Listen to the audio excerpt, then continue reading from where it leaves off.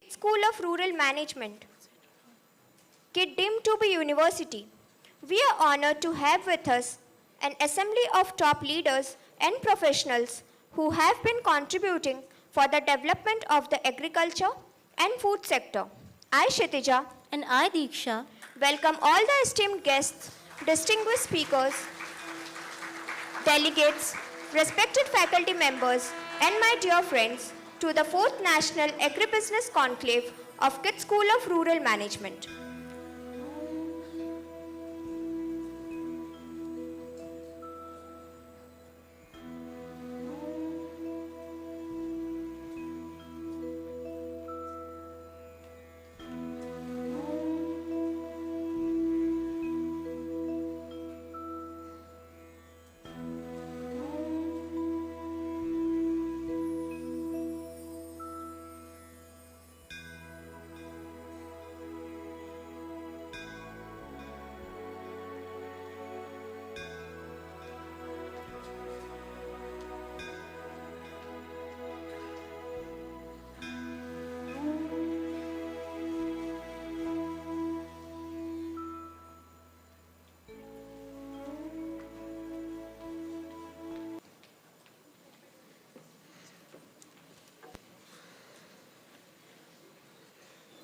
The main theme of this conclave is Feeding the Future, Innovations and Trends in Indian Agriculture and Food Sector.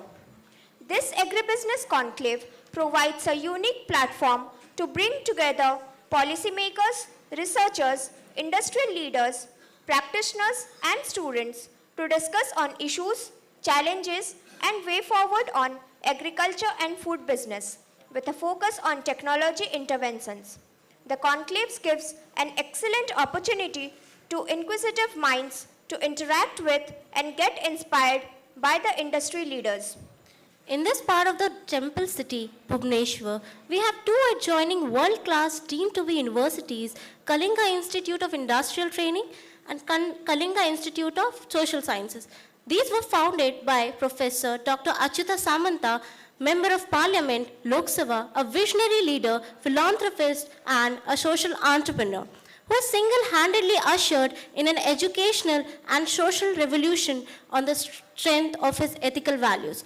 I request Professor Nishit Parida, Director Sir, to lead the dignitaries on the dais for lighting the inaugural lamp. I request the management team to do the proceedings for welcoming our guests.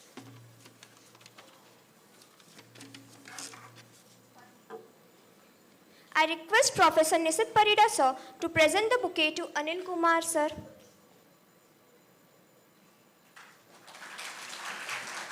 I request Professor Nishit Parida sir to present the bouquet to Mrs. Sasmita Rani Samanta ma'am.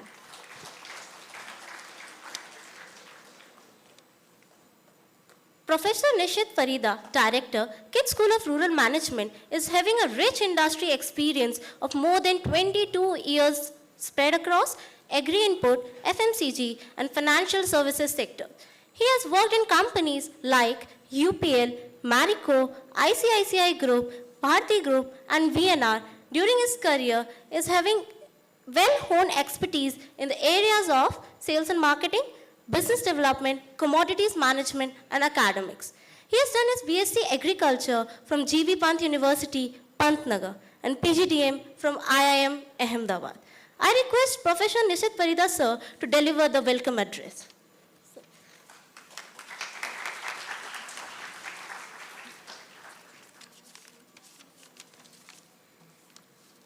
A very good morning to one and all present in this august gathering.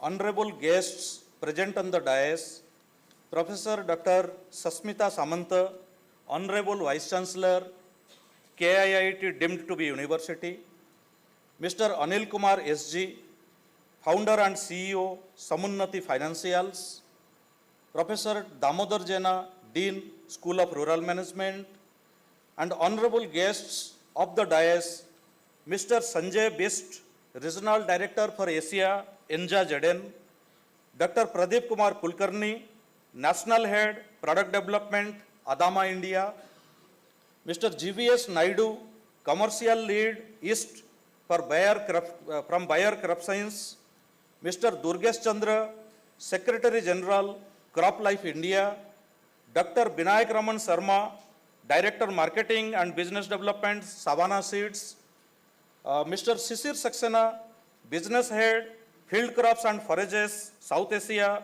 Advanta Seeds, Mr. Jiten Rao, Vice President Supply Chain, Dehat, Mr. Sopan Sinha, Head Marketing, NDDB, Mr. Dushyant Kumar Tyagi, CEO, Farmgate Technologies, Mr. Anil Kumar SG, Founder and CEO, Samunnati Financial, Mr. Rajan Padhi, Commercial and Marketing Director, B1 Business House, and Mr. Samir Agrawal, DGM, Enja ZN, all other invited guests, my faculty colleagues, staff members of KSRM, my dearest students, coordinators of this conclave, I, on behalf of KSRM, KIIT University, and on my behalf, extend my heartfelt gratitude and warm welcome to you.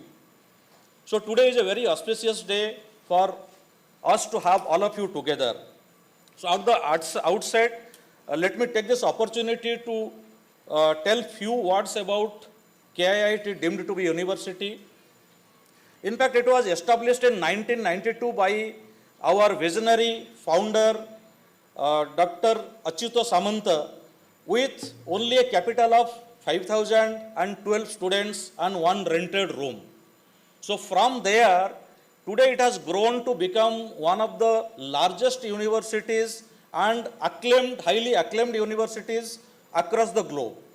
We have 28 schools in our university spread across an area of approximately 400 acres, and all the schools are imparting more than 250 programs at both, at bachelor level, postgraduate level, PhD and postdoctorate levels. In the last NIRF ranking, you would be pleased to know that our university has been ranked 16th among 1100 participating universities from the entire country.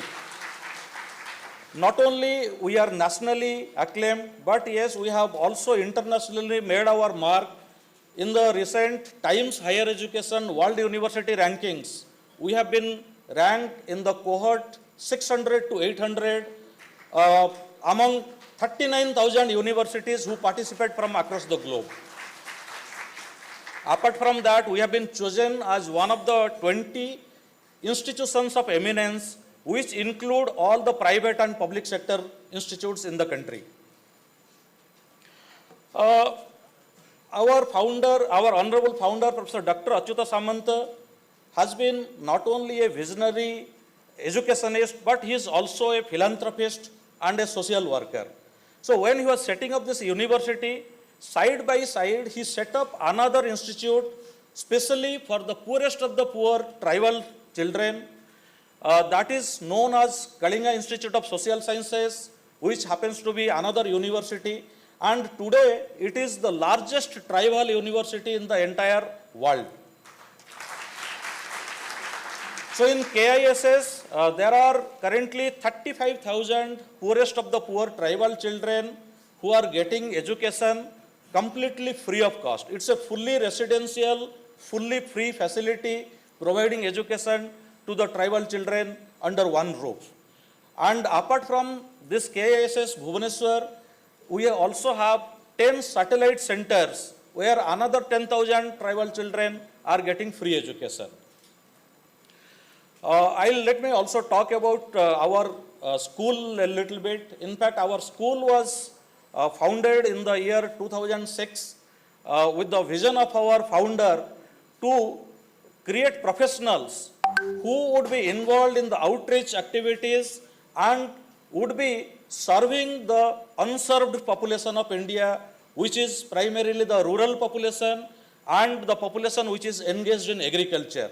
And because of his vision, we are there today with a strong foothold in both the areas. So we offer MBA in Rural Management, which was started in the year 2007, and we started MBA in Agribusiness Management in 2019.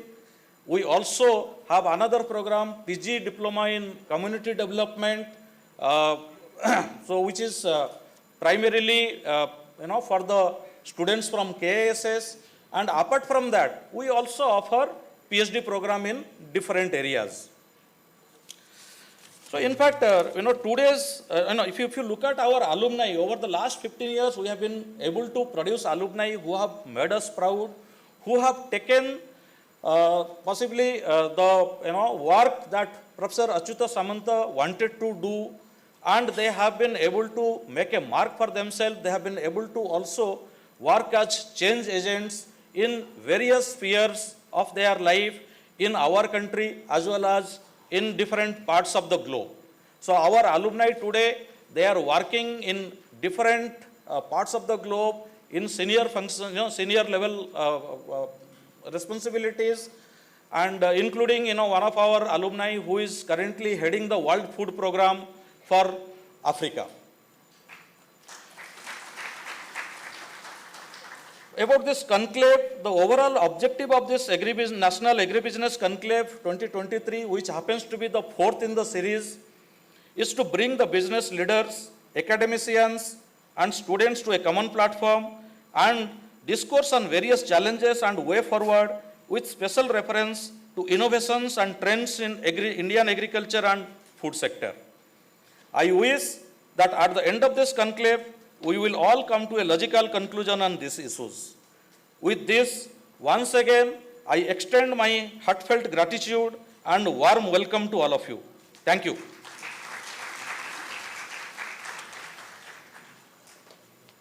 Thank you, sir, for your valuable insights. We have with us our guest, Mr. Anil Kumar SG Sir. Mr. Anil Kumar SG Sir is the founder and CEO of Samunati. He has close to 3 decades of banking experience in the areas of rural, retail, and agri-banking. He started his career with Canara Bank and then moved to ICICI Bank prior to promoting Samunati.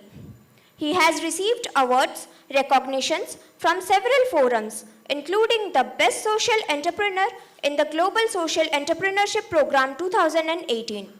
He has been invited to be a member of various committees and task forces formed by national and state level industry associations such as FICCI, CII, TIE Chennai, and Madras Chamber of Commerce and Industry. He holds a master's in management from the Asian Institute of Management, Manila.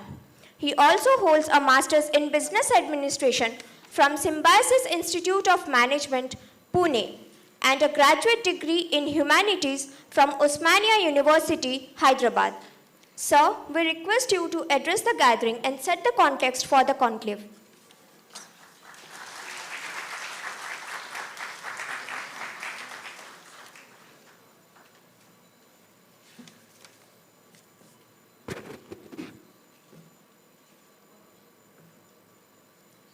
Respected Vice Chancellor, Dr. Samantha, then Professor Nishit and Professor Damodar Jena, friends in the gathering and dear youngsters here. Good morning, everyone. Good morning, it's wonderful to be here and see the energy and a packed house. And the energy that I have been witnessing in the campus since last night when I arrived is inexplicable and phenomenal, I would say. From the entrance to the lobby of the hotel to, why, when Mayank came to receive me at the airport, to the short conversations we had on the dinner table, to the breakfast, the energy is infectious, I would say. It's phenomenal. This is an agribusiness conclave, and I have been asked to set the context for this conclave. I thought I would leave 2 thoughts with you, because most of you are youngsters. Some of us have been in this space for long. I thought I would leave a couple of thoughts with the youngsters who are part of this conclave, and you would be able to take away a lot that Professor Nishit mentioned in his opening address. Let me invoke Adi Shankara, the saint.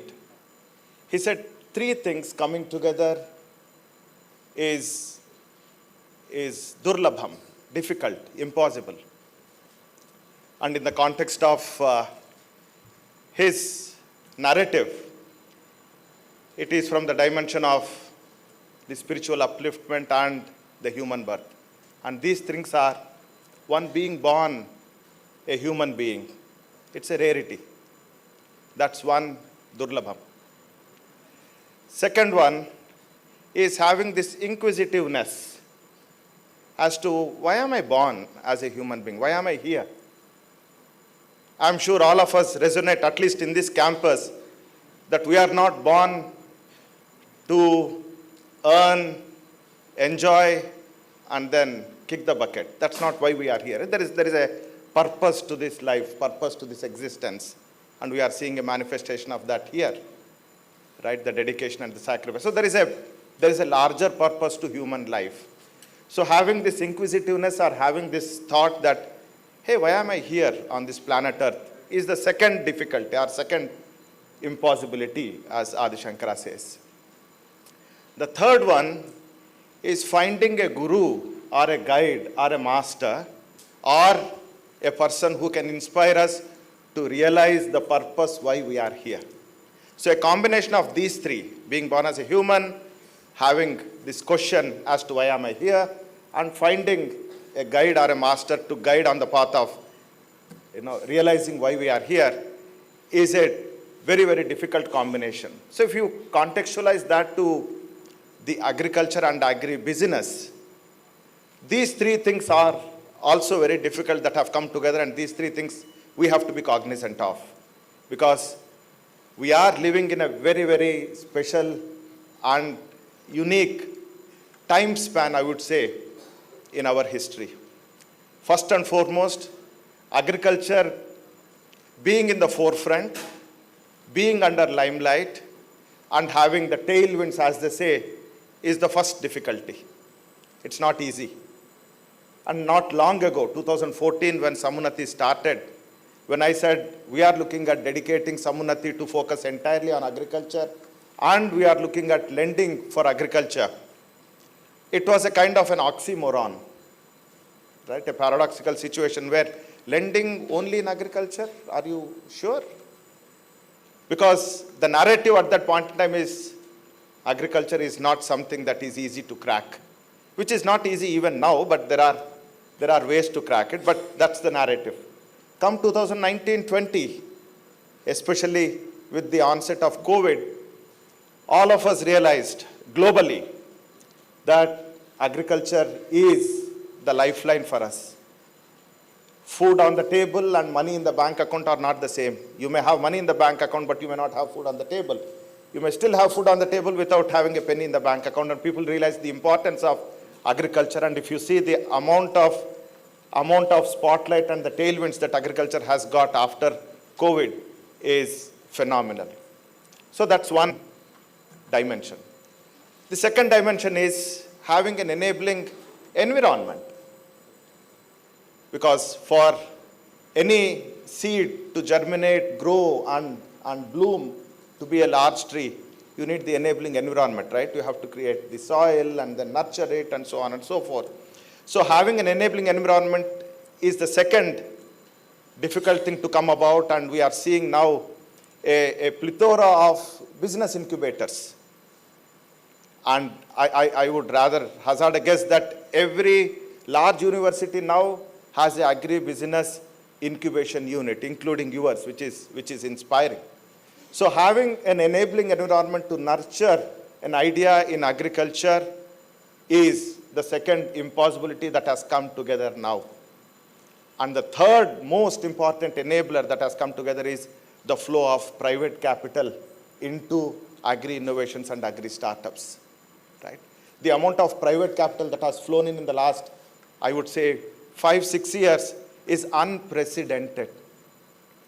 When you think of private capital flowing into a sector like agriculture, you would then know how important agriculture is becoming and the stage that agriculture is taking in terms of the global priorities, right?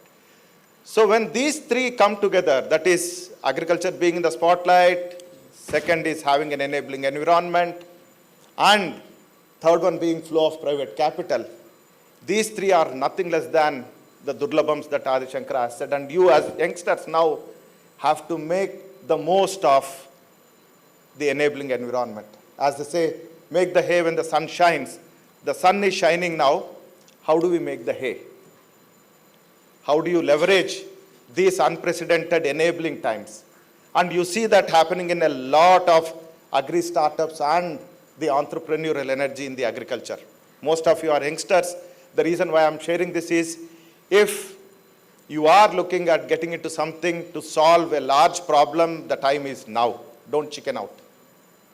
Try it out. Take risks. There is a lot of time to reflect on the learnings as well as the successes, as well as the, as they say, the trials and tribulations. There is a lot of time to reflect on, but this is a time for action, and take risks in terms of getting into solving some of the core issues that agriculture has. And there are a lot of incubators which can support your idea, which can support your agri-tech company that you are looking at setting up, or an entrepreneurial venture that you would like to bring in with the technology and so on and so forth. So that's one theme of thought that I wanted to leave with you. The second one is a thought that occurred when I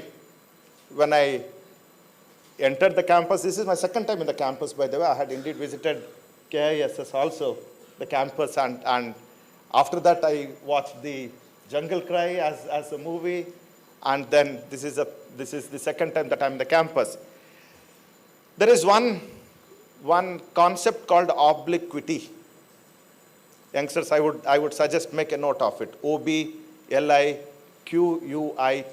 obliquity. Obliquity is a concept where when someone pursues the purpose of existence, the success will automatically come to you. In other words, whether it is an individual or whether each one of you or an institution, when the pursuit is of the purpose of existence, then rest of the financial metrics which define success become automatically enabled. In our case, as Samunati, making markets work for smallholder farmers is the purpose of our existence. And we are seeing the manifestation of what this particular institution has created in less than 3 decades, when the pursuit and the purpose is to serve a larger humanity, to serve a larger population, with education being the fulcrum of human endeavor and human development. Rest of the successes will follow, and we are seeing that in all the achievements that Professor Nishit Parida mentioned about it. So having a purpose in life is an important dimension. Having a purpose of solving something larger than our individual achievements should be the fulcrum of that purpose of existence. When you combine your purpose of existence with the passion, then your financial metrics, whether it is bottom line, top line, revenues, valuations, they all become secondary but automatic. And this is a terminology coined by a professor of Harvard called John Kay. And I strongly urge that there is a nice Harvard Business Review or a book on obliquity. Read it so that you know why it is important to pursue a larger purpose in life, not chase money, not chase power, not chase titles, not chase accolades. They all, by the way, become natural and part of what you get, but that's not why you do what you are doing. So I wanted to leave these 2 thoughts. One, you have an enabling environment now. Make most of it as youngsters, right? As they say, squeeze the juice out of the opportunity that we have so that you all reap the benefits and solve larger problems. But these larger problems are to be solved with the purpose as the background, the purpose as the foundation, and that purpose being the larger good of general humanity. So on these 2 notes, I wish all of you a very, very best, and may this conclave give you the dimension of what you are looking for. Thank you very much. Thank you, sir, for setting the context. We are privileged to have Professor Dr. Sasmita Rani Samanta, Vice Chancellor, KIIT deemed to be University. Prior to this position as Vice Chancellor of KIIT deemed to be University, she was working in different senior positions, including Pro Vice Chancellor and Registrar of KIIT deemed University for the 26 years. Professor Samanta has over 25 years of experience in academics and administration.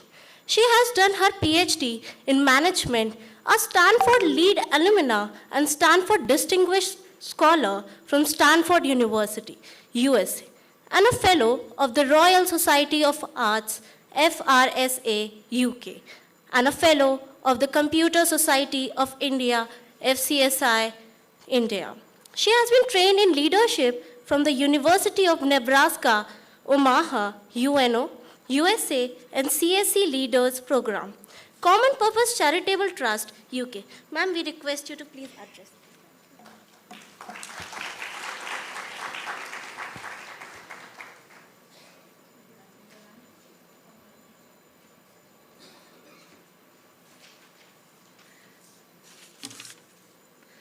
Very good morning to one and all present here. Most respected Mr. Anil Kumarji, perhaps I have spelled rightly, who spoke just before me.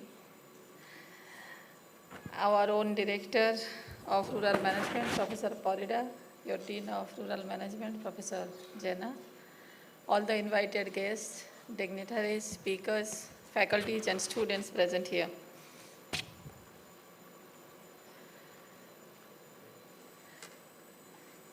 Sometimes I had written somewhere that human existence is pride, human existence is dignity. I had concluded this by taking some clues from Rig Veda, that where it was mentioned that anyone is born, anyone is coming to the earth, the human existence is made for the purpose of dignity and the purpose of happiness. And when we talk about existence, dignity, happiness, I think that whatever we are talking today in this room or will be talking in this room henceforth, everything will be revolving around that. Because today in this world, we all know that if we see the Sustainable Development Goals, the 17 goals, perhaps everything starts with the food security. Everything, whatever we talk about, any developmental goals, any planning, strategies, whatever we talk about, perhaps everything starts with food security. And whatever we are demonstrating in case, perhaps that ideology culminated with the idea of food security for the young children. The idea culminated bringing the people from the rural areas, keeping them in Bhubaneswar in a place, giving them the food, giving them the clothes, education, and taking them to the mainstream. I think the idea culminated starting from the food security up to the education and the excellence. And when we talk about inclusivity today, when we talk about social resilience, we talk about economic resilience, we talk about technological resilience, whatever we talk about today, perhaps everything starts with the food security, and I can proudly say that KIIT is perhaps emblem of such venture or such initiative in this globe. And with that, while we talk about today's self-reliance India, our Honorable Prime Minister is talking about self-reliance India every time. And when we are discussing about self-reliance India and we see the budget of this year, in the way it has been designed, of course, major thrust is there in technology. But when major thrust is there in technology, if we see after this COVID, when all our activities are centered around the people and the human being, the major thrust is there in healthcare and agriculture. It is technology, it is business, it is export, import, whatever we are talking about today, major thrust is there in agriculture and healthcare. And today while we talk about making this agriculture of this country, not only the self-reliant, but supportive to the globe, that we know that we export lots of food materials across the globe, but with that, the technological intervention, I was talking to one industrialist just before a few days. He was saying that he had developed some AI tools. He is the alumni of our own school of management, Tattva Technology, the owner of Tattva Technology. I was discussing with him that what really he is doing.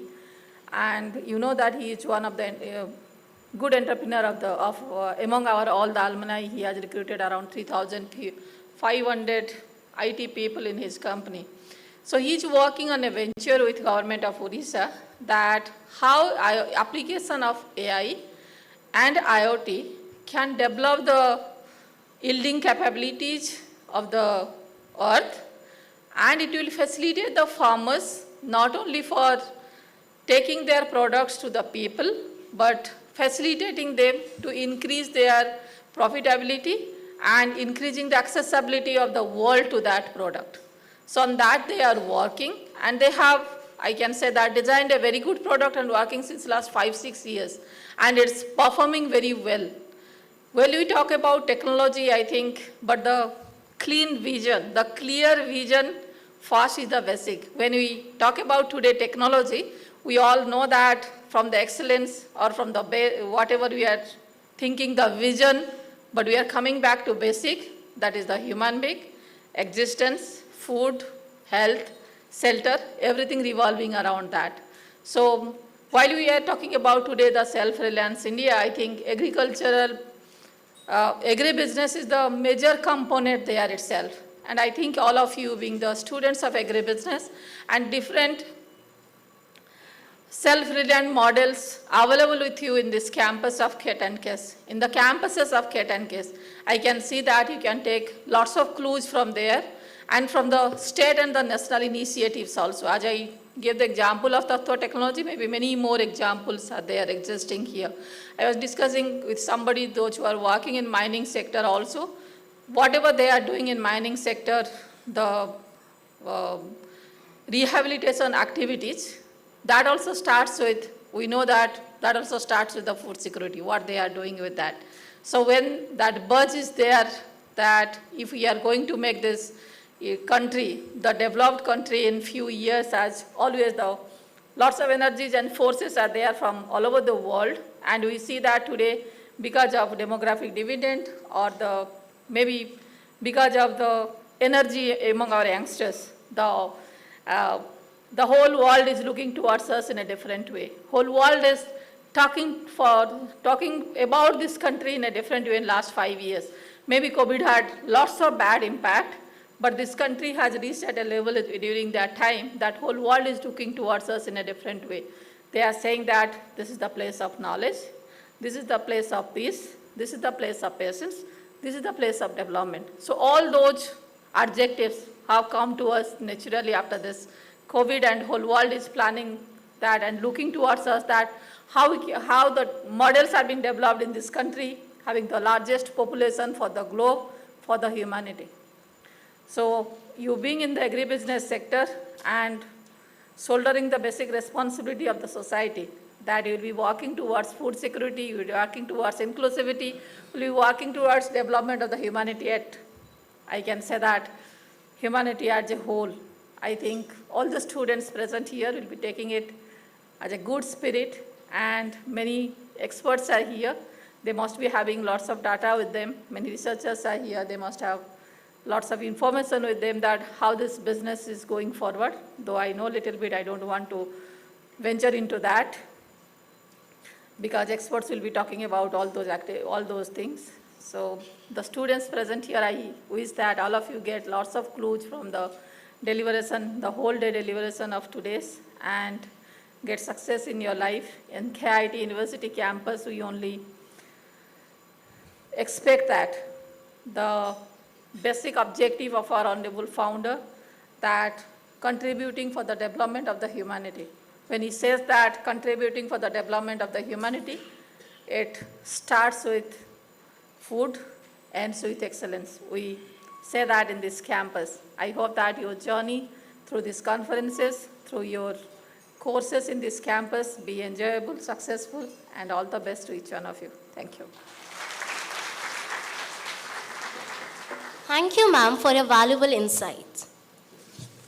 As a part of the conclave, we had organized pre-conclave quiz, Agriviz, which was a huge success.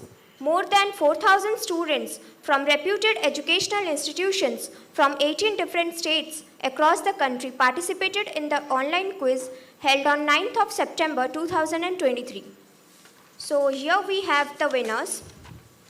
We have two joint third prize winners, Barsha Mahapatra from Odisha University of Agriculture and Technology, Bhubaneswar, and Tanmay Krishna from University of Horticulture, OUAT, Chiplima. Each of them will be receiving a prize of worth rupees 5,000. I kindly request both Barsha Mahapatra and Tanmay Krishna to come forward to receive their well-deserved prizes. I kindly request Professor Dr. Sasmita Rani Samanta ma'am to present the prizes to the deserving recipients.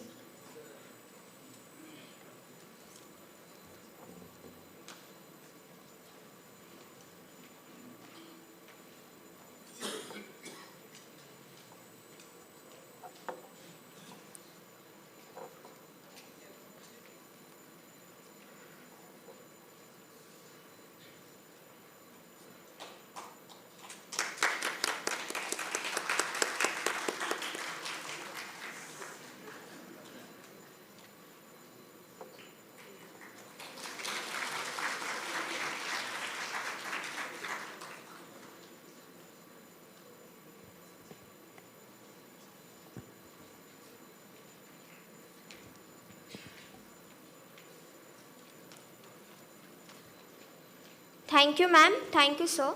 Thank you, Barsha and Tanmay. The recipient of the second prize is Ritik Sarkar, hailing from Tirhut College of Agriculture, RPCAU, Samastipur. He has earned a prize of rupees 10,000 for his outstanding performance, securing the second position. In the Agriviz competition, Rekha Malagoda from Karnataka University of Agriculture, Dharwad, has emerged as the winner, securing the top post and earning a prize of rupees 15,000, which is the highest among all the participants. We heartily congratulate all the participants and winners of the competition. The monetary awards of the winners will be electronically deposited into their respective bank accounts. Thank you. We are privileged to have Professor Damodar Jena Sir, Dean, KIIT School of Rural Management. With over 25 years of experience and a strong academic background, he holds a PhD in Analytical and Applied Economics from Utkal University and MPhil in Economics from the University of Madras and a LLB from Utkal University. His current areas of expertise and research interest encompass climate change, environment, sustainable development, disaster risk and natural resource management, public policy and human development, as well as sustainable agriculture. Now I would like to request Damodar Jena Sir to propose a vote of thanks. Thank you. Good morning to all.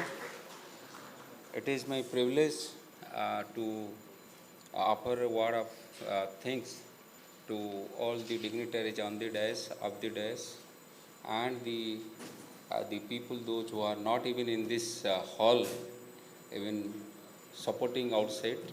At the outset, I would like to thank our guest, Mr. Anil Kumar SG, founder and CEO of Samunnati. So really we are enlightened by your initial remark referring to the Adi Shankaracharya's of three the lovers, that human, being a human, and inquisitiveness, and having a guru.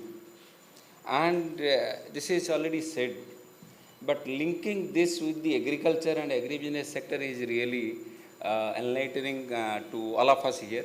Thank you very much, sir. And you also extended, linking this to, the three things, like the importance of both having food on table and, money in bank account, then and the having enabling environment, particularly agribusiness incubation, and the flowing of capital from private sector to this agriculture. So, and most important, your insight into the concept obliquity. Definitely, our students, including all of us, will get into this. And setting your context is really remarkable. Thank you very much, sir. And our honorable Vice Chancellor need not to mention, who has been, been with us, Professor Sasmita Rani Samanta, who referred from her beginning remark, referred to the Rig Veda by using this, the very existence of human for happiness, and all other things revolve around it. Thank you, madam, for this thing. Extending to her remark to this particular thing, particularly linking SDGs and its link to food security, is really fantastic. And more particularly its resilience, whether it is social, economic, or environmental. And very specific is her remark on technology intervention on self-reliance. This is really remarkable, madam. Thank you very much. Professor Nisit Parida, our very lovable, very energetic director of the school, very shortly introducing KIIT key schemes, and our honorable founder is not a person. He himself is an institution. Very shortly introducing is not very simple thing, sir. Thank you very much for introducing, and introducing the KSRM and its programs. Of the dais, all the dignitaries, of course we will see you on the dais now, sir. All the dignitaries of the dais and the faculty colleagues, research scholars, and students, as our honorable founder's language, lovable Kittians. So all the lovable students and the staff members from central office to our local staff members, including the administrative staffs, thank you very much for making this event successful. Thank you. I think with this we should conclude this inaugural session.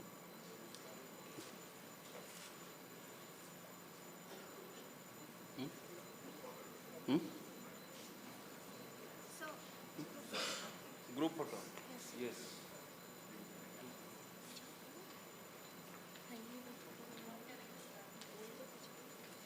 I would request to all the dignitaries for the group photo. Okay, sir. Okay, sir.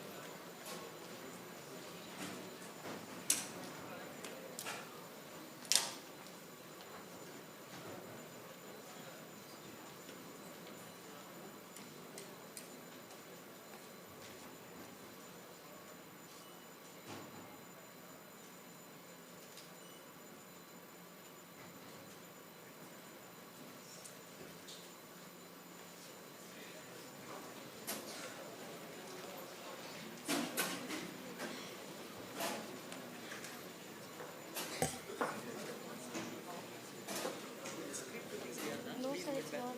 Why you not taken printout? What printout you have taken? Sir, I would request all the dignitaries. I was coming, but sir started group photograph. What But is it this? was not good. See, what is the monetary? Then after that, Just panel discussion. what is there? Now I would request the dinner to take their seats, right? You didn't tell. Did you So tell? I was going to tell. All are requested. But again, no problem. You can take, sir. The next event, that is panel discussion 1, will be commencing shortly. All are requested to stay back in the auditorium.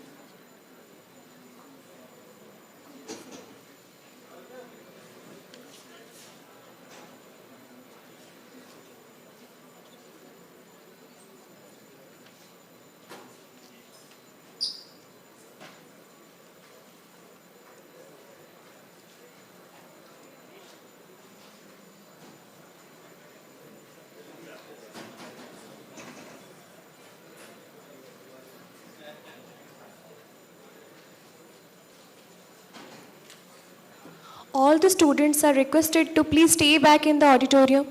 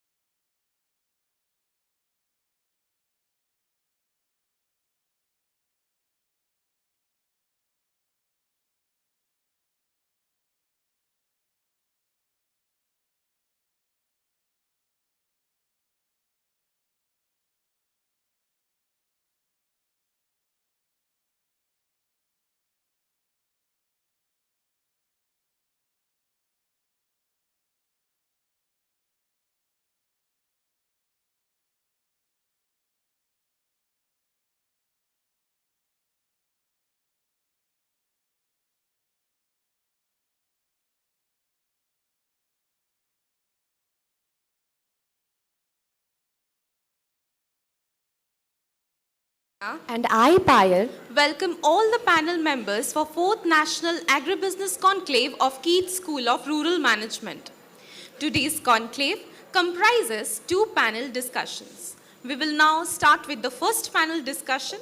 The topic for the discussion is Future Trends and Transformative Innovations in Agri-Input Sector.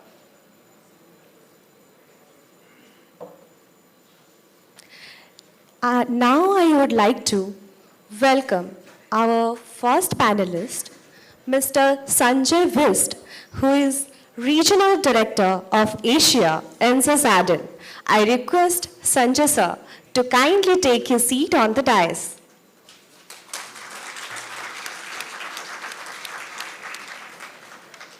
Thank you, sir. Mr. Sanjay Bist is currently working in the Regional Director in NSASADN Asia. Before this, he has worked as the Country Manager in NSASADN, where he was responsible for setting up the Indian business for the company.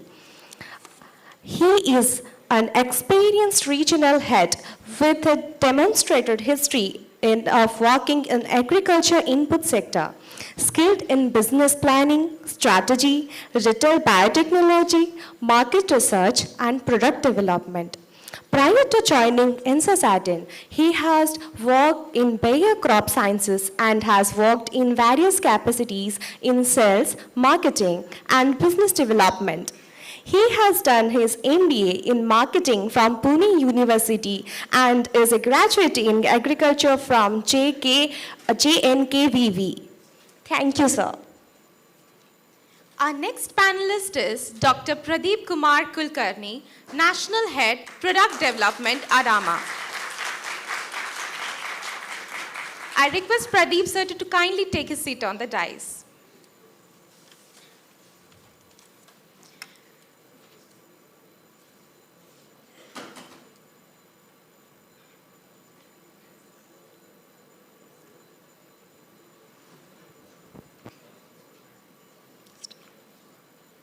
Dr. Pradeep Kumar Kulkarni sir is currently working with Adama India as Head Product Development for India. In his current responsibility, he has established strong product development department with various portfolios of insecticides, herbicides, fungicides, and plant growth regulators with various new projects under pipeline. Data management and drone applications are other significant contributions. Prior to Adama, Sir has worked with Bayer Crop Science for more than 20 years in various capacities in leadership roles in product development department. Sir has also worked with Coromandel Indag in the PT department in the beginning of his career. He holds a PhD in entomology from Osmania University. Now, our next panelist is Mr. GVS Naidu sir, who is Commercial Lead of East Bayer Crop Sciences. I request GVS Naidu sir to kindly take his seat on the dais. Mr. GVS Naidu is currently working as the Commercial Lead East in Bayer Crop Sciences.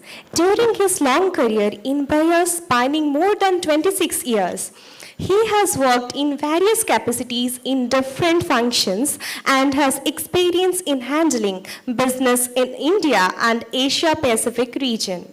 Before this, he was working as the head of agronomic services and was responsible for critical evaluation and advancement of pipeline hybrids across crops and securing timely registration in the target countries of Asia Pacific region. He has held the positions of Senior Portfolio Manager, Insecticides, and Regional Manager in his previous roles and is highly experienced in agri-input professional, having experience in both seeds as well as the agrochemical business. He had started his career in DuPont before joining Bayer. Sir has done his BSc Agriculture from Acharya N.G. Ranga University and MBA from Velinka University, Mumbai. Our next panelist is Mr. Durgesh Chandra, Secretary General, Crop Life India. I request Durgesh Chandra sir to kindly take his seat on the dais. Mr. Durgesh Chandra sir is currently working as the Secretary General of CropLife India. Prior to CropLife India, he has worked in leadership and senior advisory roles for various reputed organizations like Confederation of Indian Industry (CII), PhD Chamber of Commerce and Industry, Bajaj Hindustan Limited, Chambal Fertilizers and Chemicals Limited. During his tenure with CII and PhD CCI, he was instrumental in coordinating with various ministries of Government of India, including Ministry of Agriculture and Farmers Welfare, Ministry of Food Processing Industries, and Ministry of Chemicals and Fertilizers.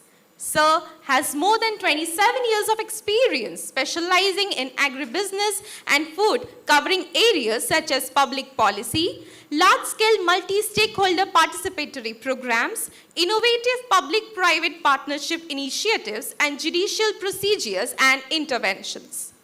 He is an agriculture graduate and a postgraduate from G.V. Pant University of Agriculture and Technology, Pantnagar, and a management graduate from Symbiosis, Pune. So our next panelist is Mr. Shishir Saxena sir, who is Business Head of Field Crops and Forages, South Asia, Advanta Seeds. I request Shishir Saxena sir to kindly take his seat on the dais. Sir is currently working as the Business Head, Field Crops and Forages, South Asia in Advanta Seeds. Having over 2 decades of experience in working with seed industry across the India and South Asia. He has functional experience in leadership roles, strategic planning, business development, and sales development. Sir has successfully created and managed commercial organizations with revenue growth, increased profitability, geographic expansion, attracting and aligning people and business turnaround. In Advanta Seeds, he has earlier worked in the capacity of business lead for India, marketing lead for South Asia, and DGM for rice, mustard, and sunflower in the organization. Prior to Advanta, Sir has spent more than 13 years in Pioneer Seeds, where he has worked in various capacities and has managed diversified responsibilities in sales, marketing, business development, and product development. He is graduate from agriculture from G.V. Pant University of Agriculture Technology and holds a PGTM in marketing. Thank you, sir. The moderator of our first panel is Dr. Vinayak Raman Sharma, Director Marketing and Business Development, Savannah Seeds. I request Vinayak Raman sir to kindly take his seat on the dais. Dr. Vinayak Raman Sharma sir is currently working as the Director Marketing and Business Development with Savannah Seeds Private Limited. He has 31 years of professional working experience in agri-input industries, handling businesses in India and Southeast Asia.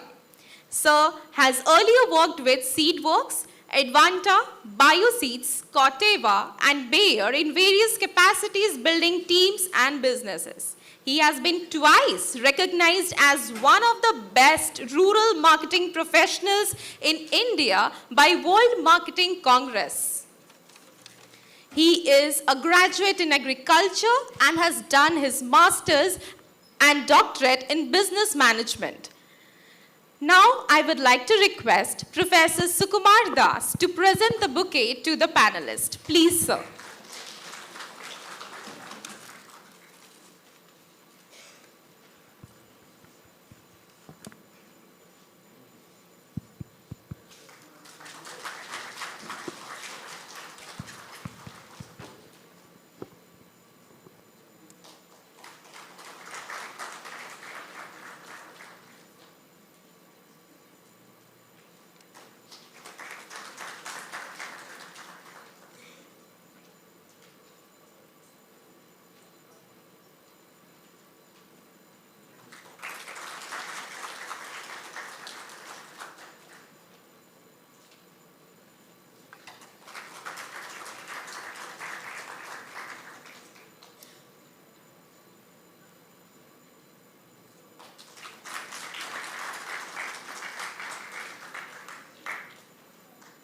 Thank you so much, sir.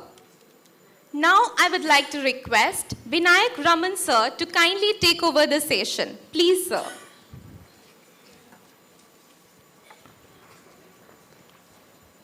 Hello, am I audible?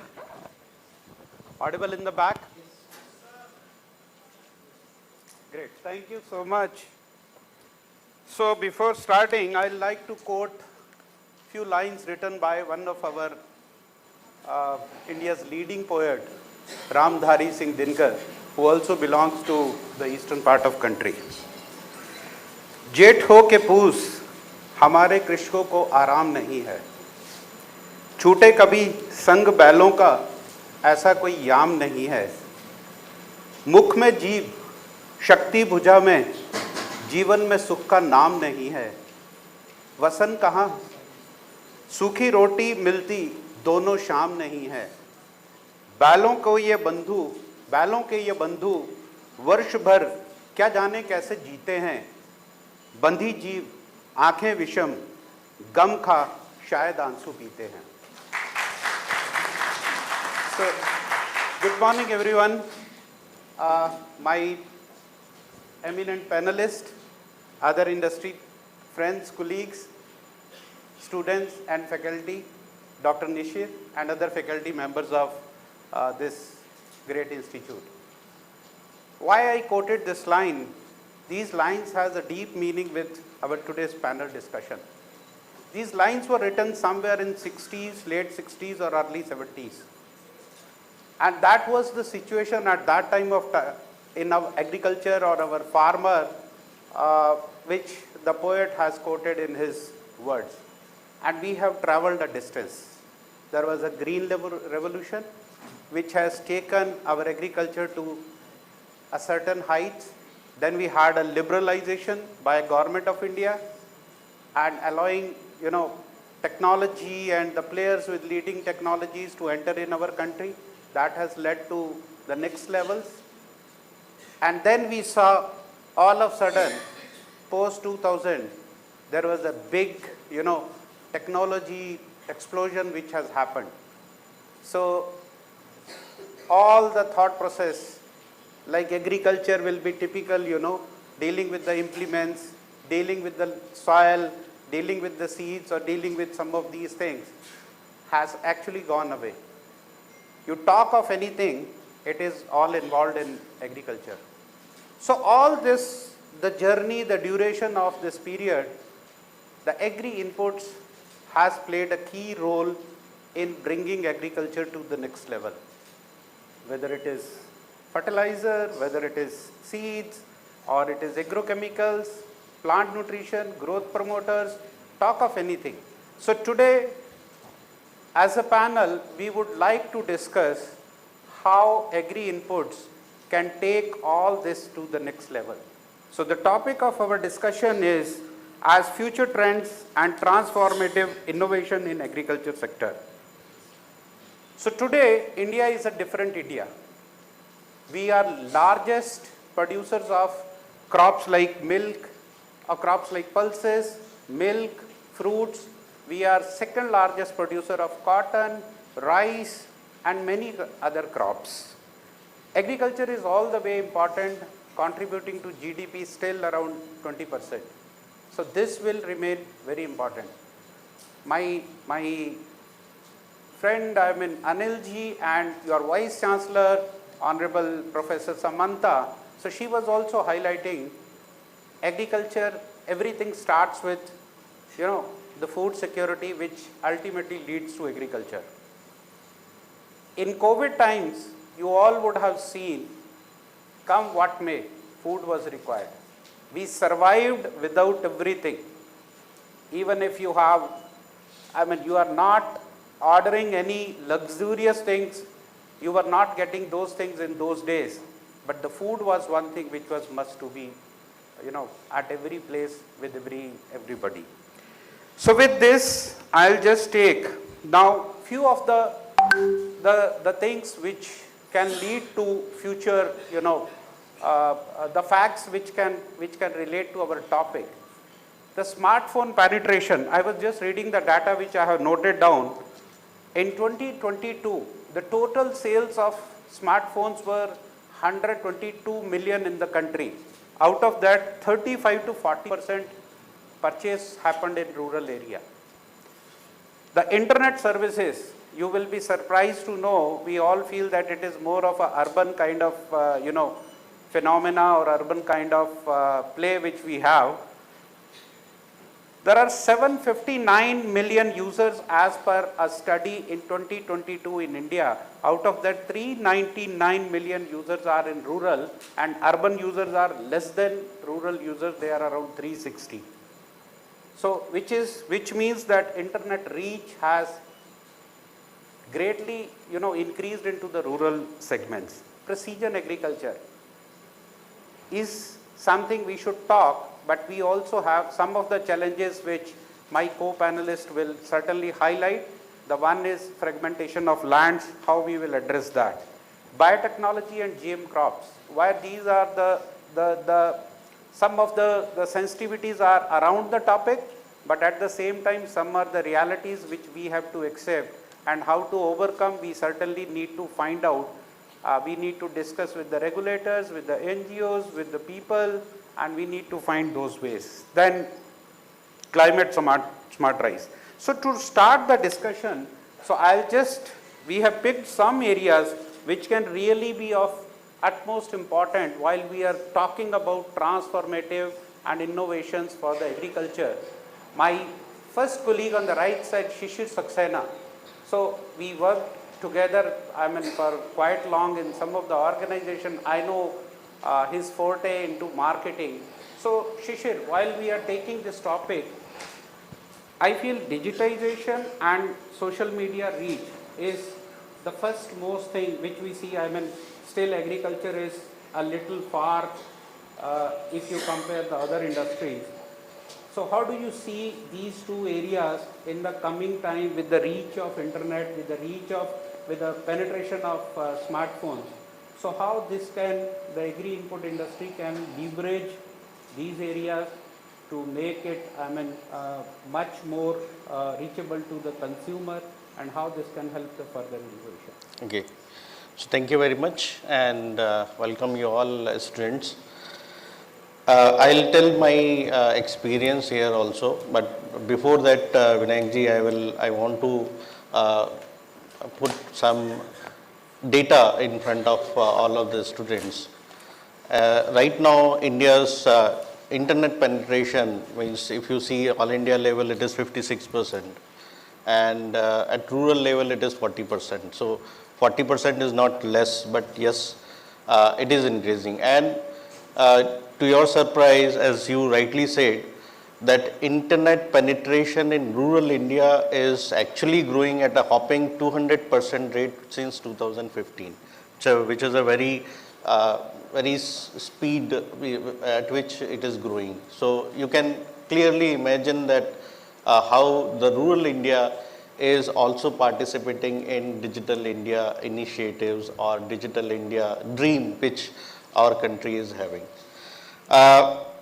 Talking about agriculture, especially agri input, especially about farmers. Actually, when we talk about farmers, we generally think the old farmers are like uneducated people. They don't know how to use smartphones. They are not well aware of the technologies and all. They are still doing the agriculture with the bullock cart and all. But the things are changing very fast, and we say that adversaries bring opportunities. Okay, so the unfortunate thing which has happened in last 5 years, which was COVID.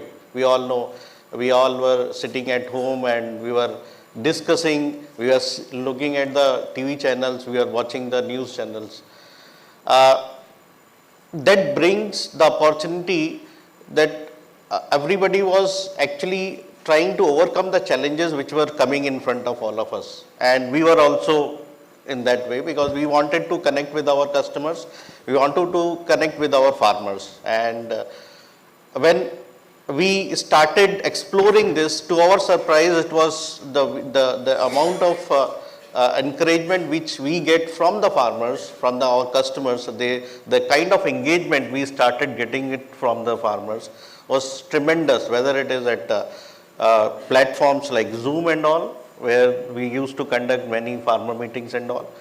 And on WhatsApp, we also started WhatsApp chatbot, and the amount of traffic was on the chatbot, we started actually feeling that this is actually which we were missing earlier. And now it has become a regular part of our promotion or regular part of our connect with the farmers. So I think the IT enabled tools, and you talk about the precision farming, which is actually will be very, very important for us as the productivity. As we all know that land is limited and we have to increase the productivity. And in most of the cases, crop cases, we are actually below the world levels also. So precision agriculture, where IT enabled tools will play an important role, will be a thing which will be coming up very fast.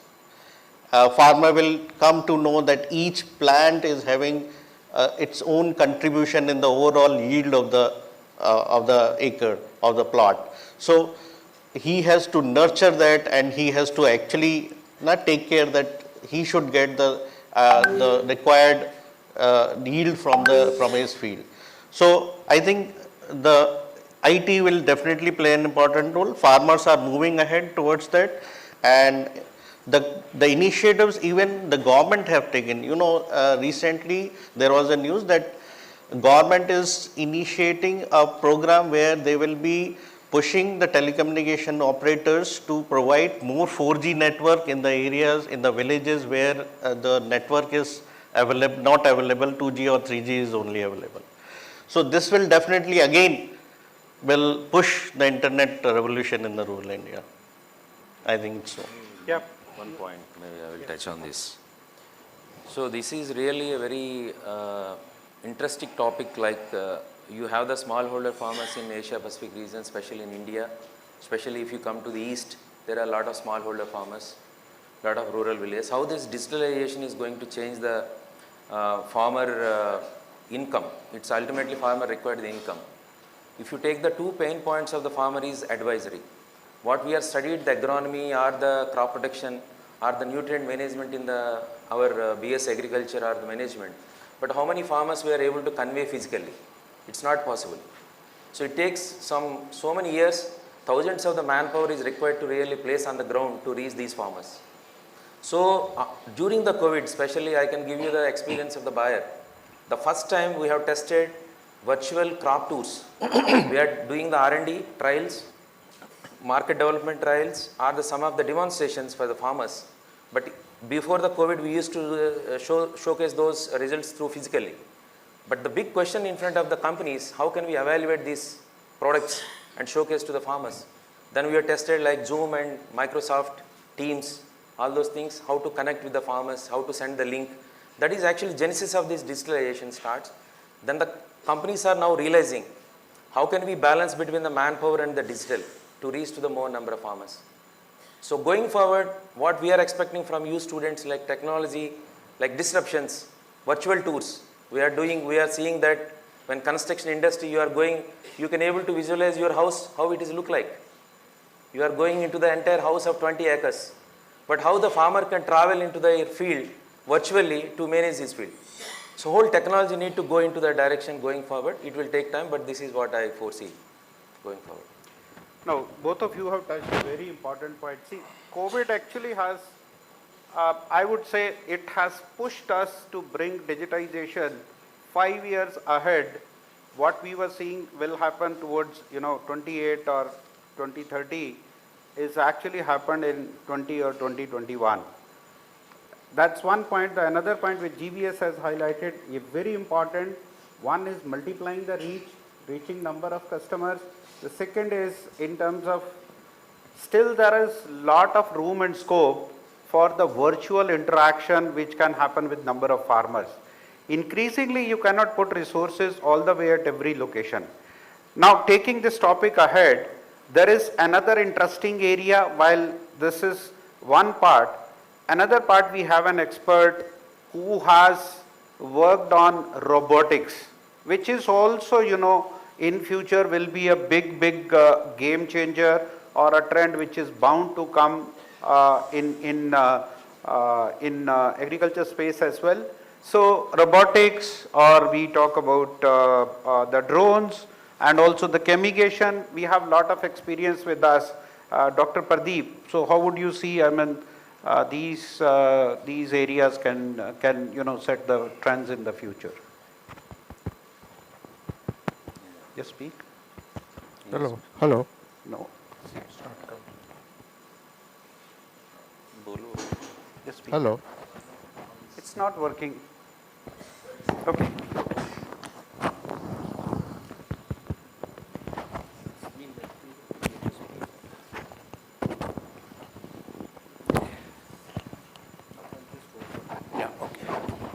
So good morning, everyone.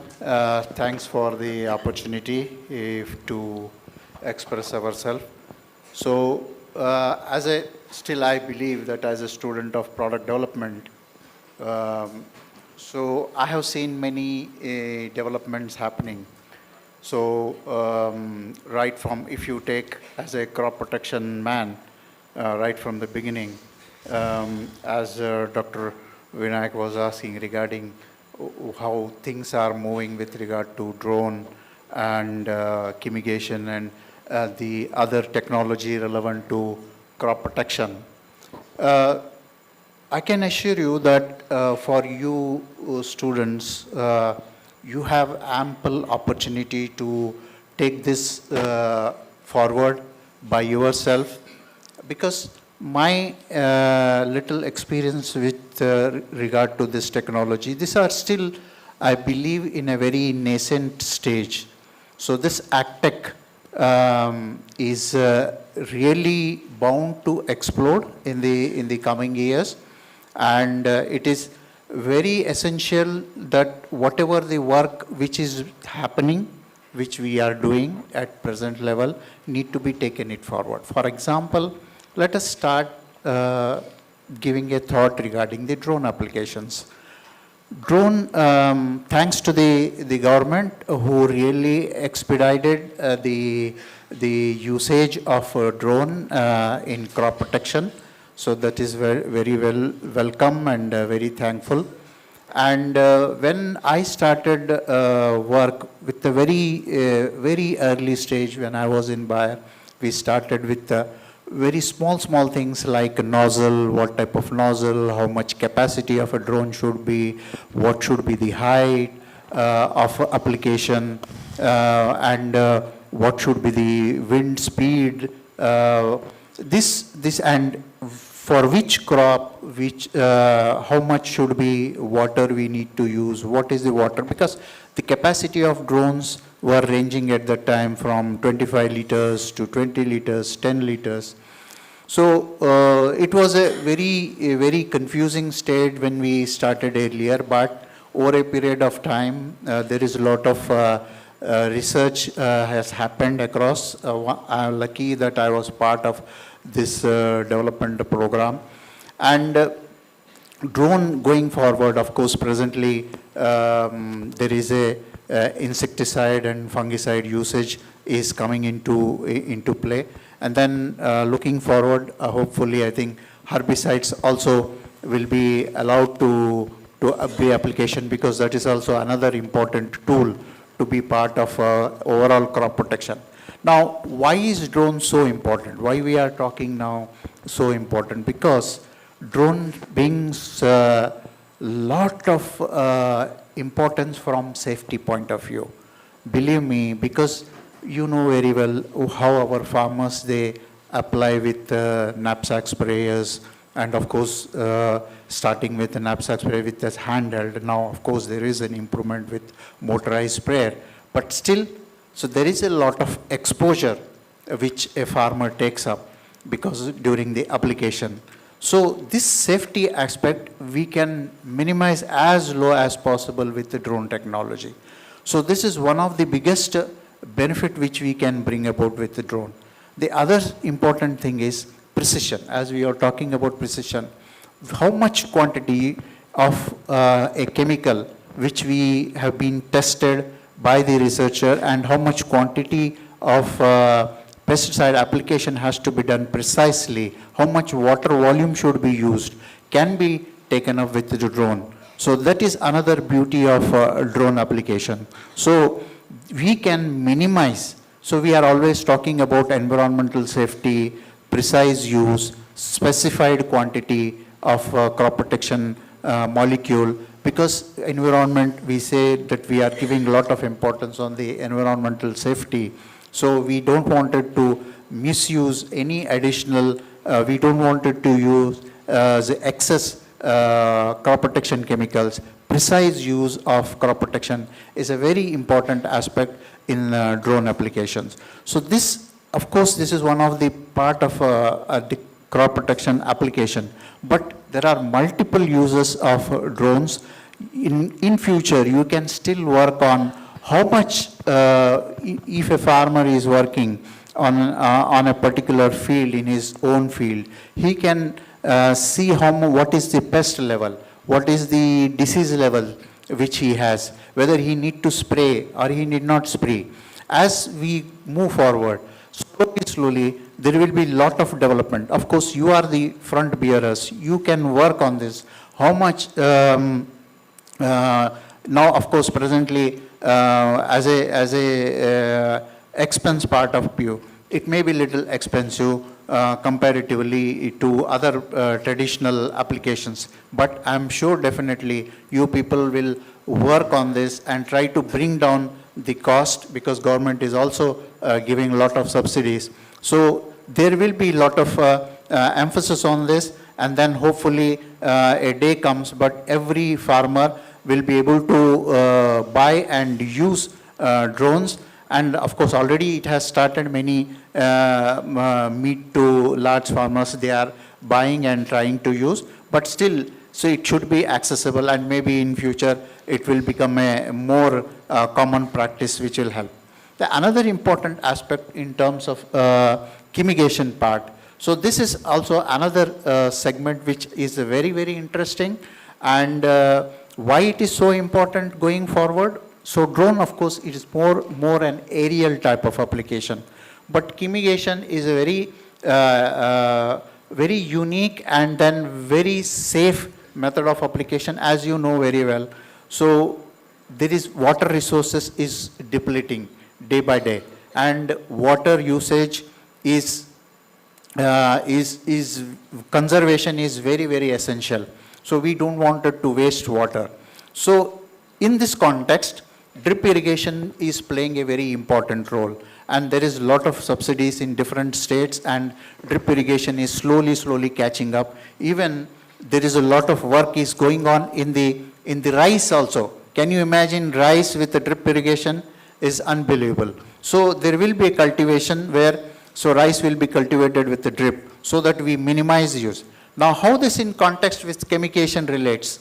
So future, slowly what happens, so without touching the chemicals, so you can apply through drip irrigation precise amount of crop protection and even fertilizers as well. Already, of course, there is a lot of usage of soluble fertilizer in chemigation through drip irrigation, but it is slowly even catching up. There is a lot of usage of crop protection molecules in many, but this will become more and more enhanced. So because what happens, you can measure how much quantity of a crop protection chemical can be delivered through drip irrigation, so that exactly where it has to be sent, which plant has to require, how much quantity of chemical and how much utilization has to happen will come into a picture. So as I was involved with almost more than now 15 to 20 years with chemigation, believe me, there is a lot of development still to be required on this front, so that we can revolutionize. So these two important tools, so drone as well as the chemigation. One point which we were discussing earlier with regard to the usage of internet. One such example is, which we have started working in as a AgTech project. So you know very well in many of the crops, especially take for example apples. Apples there is now high density cropping is coming up. So there is a lot of fruit formation. So farmer doesn't want so many fruits. He want specific number of fruits with specific, he want to improve the quality of the fruits. So how does this related with internet based technology? So the technology is now, for example, Adama, it has globally a technology which where they measure exactly at which time, at what stage through internet you can apply precisely to thin the apples so that you get precise quantity of apples which will help in excellent quality of fruits, so which will be boon to the farmers. So this sort of a technology is already available, and this is going to be another future trend in the crop protection industry. So these are some of my experiences. No, you touched really very, the points which are actually very, very futuristic. So drones, right at this point of time, may not be cost effective, but the safety, the precision and accuracy, above all, it may not be, if you compare it with the labor, yes, these are costly. The labor availability is an issue. You are not getting labor nowadays for a lot of your farm activities.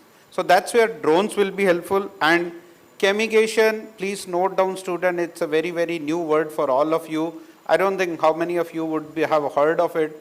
So chemigation, applying chemical through drip irrigation. In my recent one of the experience, I have practically seen it. The fertilizer was, they call it as fertigation. Fertilizer was applied through, you can reduce the dose, you can make it more accurate, direct to the plant, and with a lesser of requirement. So similarly, chemicals can also be done. So let us change a little bit. We will come back to technology again.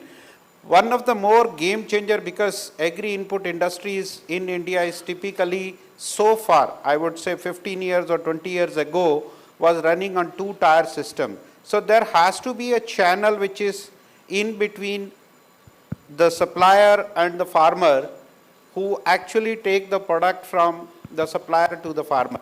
So that channel, we call it as trade channel, distribution system, was two-tier, typically two-tier distribution system. We have a distributor who is primarily a wholesaler but can be a retailer, and then there is a retailer. But now the trend is changing. There are a lot of, one of our friend is sitting here, he will be in the next panel. So e-commerce, farmer, we talked about farmer produce organization or FPCs.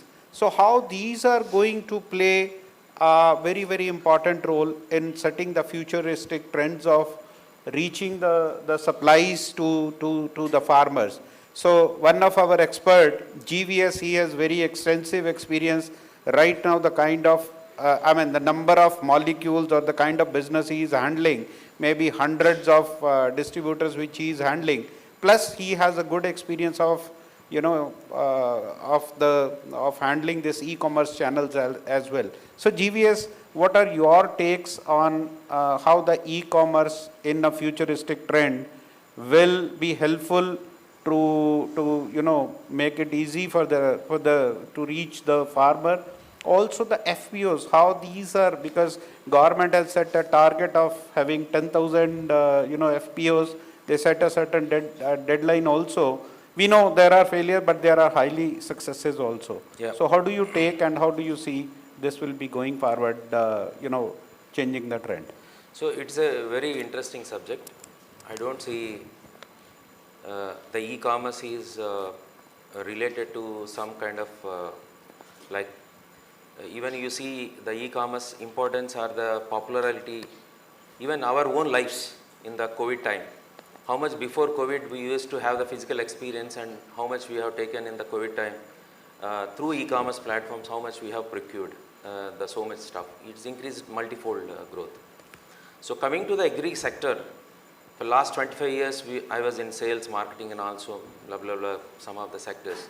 So there are the very different kind of a supply chain system of inputs reaching to the farmers.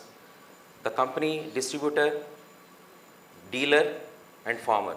Another one is company, direct dealer and farmer. Company, distributor, dealer and tertiary dealer. And artis, non-licensed players also there in the villages.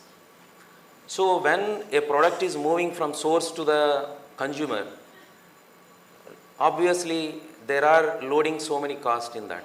Profitability means, right? The net realized value of the company and how much consumer is going to pay. So there is no price transparency is missing in between. The first important challenge for the farmer, pain point. The second pain point of the farmer is like advisory. When we are strategizing our strategy at a company level, the product USP, communication, when to position, when to use, how to use, all those things we are training our people from marketing, sales and middle management, field officers at a ground level. So communication is moving from top to this level and is going to the farmer. Maybe you might be go through some of the courses like communication, how the communication is deviating from 10 people you are sitting in the line and you are starting one communication, how it is reaching to the end farm. Similar way, the communication is not properly reaching to the farmer. And the dealers in between, when they are giving the solution to the farmer, the solution is totally changing. So many tank mix partners are coming. The agronomy advisory is not reaching to the farmer, right? So ultimately, the farmer is interested for his ROI, return on investment. How we can increase the return on investment? Through various ways. So now the e-commerce platforms definitely is I can say, going to be a game changers. There are challenges, no doubt about it. We are facing a lot of challenges. KIIT is closely working with the buyer and AgroStar is working with the buyer. So how do I see the e-commerce platform? We need to little learn from the electronics, how they are handling the e-commerce. Now the Samsung mobile phone, when you are trying in the e-commerce platform versus the physical store, now they are bringing little bit those kind of like product differentiation. E-commerce platforms should have the different products and physical stores different products, so that there should not be a big friction and conflict between the conventional channel and e-commerce platform. So slowly, definitely when we are starting when we are changing towards some big digital transformation, there are definitely a lot of challenges will be there. The big challenge I foresee now as when I am heading the sales, for me the big challenge is there is a conflict between the price. The e-commerce platforms they are offering versus the traditional channels. There is a big there are complaints to me. The second thing is, what is advantage to the farmers in the e-commerce platform? The variety of the solutions available in the e-commerce platform, very high. Suppose you go to the one store of anything, maybe one retail store, you will not get all the brands what they are selling. But if you go to Amazon, you will get more brands, same product, same company. But similar way, how many of dealers or retailers of the buyer products they are keeping, even though the buyer has so many products? It's not happening because they are always conscious about their profitability. But when the e-commerce platform is coming, it's a neutral and you will have all the solutions in the same platform, the farmer can able to choose. Then the big challenge is then whether farmer in a position to really pick up the right solution. The biggest problem in India, what I experienced, the problem recognition. Are we able to, the farmer is in a position to identify the problem. When you are able to identify the problem, then what is the knowledge is required around the problem.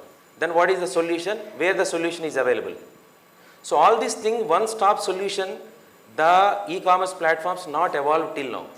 Someone is very good in input management, someone is good in agronomy, someone is good in something like that. But all the things, if when comes together, uberization of all those knowledge at one place, then the farmer can able to really get the advantage from the e-commerce platforms. And what is again important for everything is internet. We are saying the internet, but when you are moving into the rural, 4G, 5G, nothing is working sometimes. It is totally. So when internet is very good, then everything is going to be addressed very properly towards this thing. And rural infrastructure, off-taking abilities, supply chain management, All those things are going to be addressed through the e-commerce platform. Ultimately, farmer is required finance. Now the farmer is facing the finance problem. So he want to do some good investment, but he don't have the money. So all those things I foresee that definitely those startups, I think more than 2000 agri startups are there in India. So many people are working in a different sectors. Going forward, I foresee the e-commerce platforms are going big role. As of now, as by my knowledge, I don't know, please correct me if I'm wrong, 750 crores we are doing in agri sector in 2022, and we are expecting almost 6 to 8% of market share by 2025. If I am going to see 25,000 crores of the CP market and 15,000 crores of seed market together, 40,000 crores of the market, maybe e-commerce platforms maybe take 6 to 8% market share going forward. That is what we are foresee. Everything is assumptions. Assumption may not be every time true, but directionally we are going in a right direction. That's my. Yeah. No, you rightly said, see,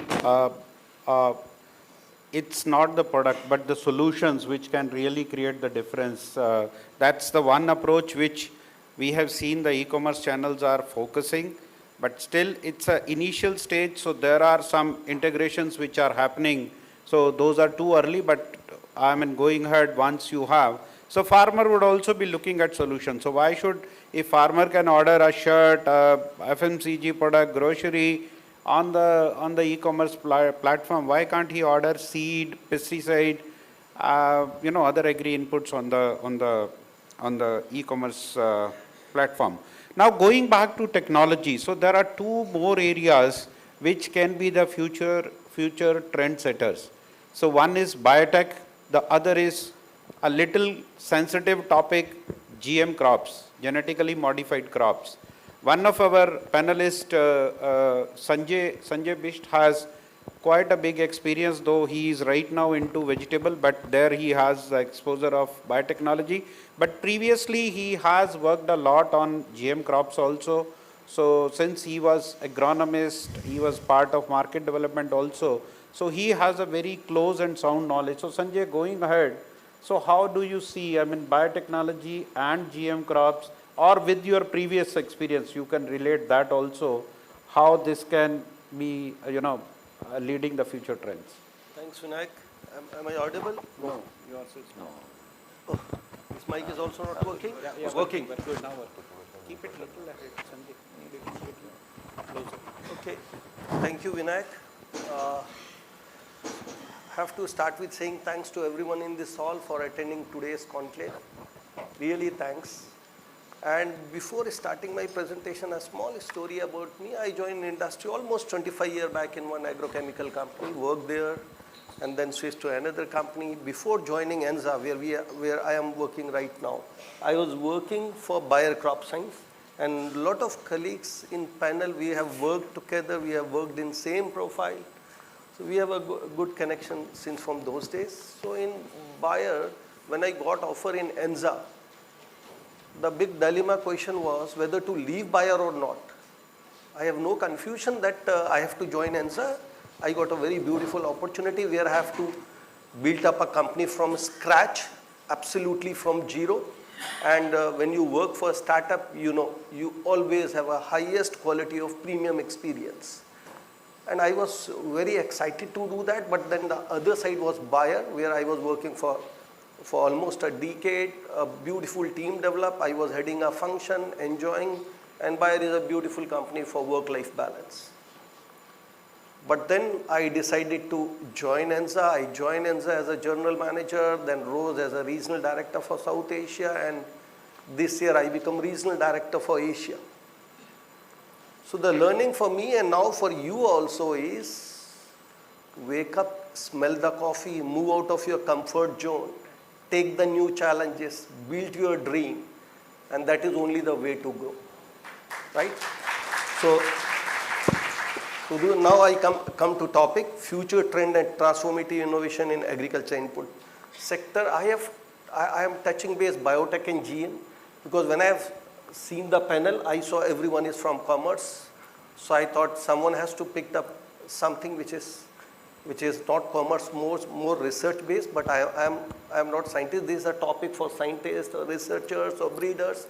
I am pure commercial guy, passed out like you, 25 years back from a MBA college.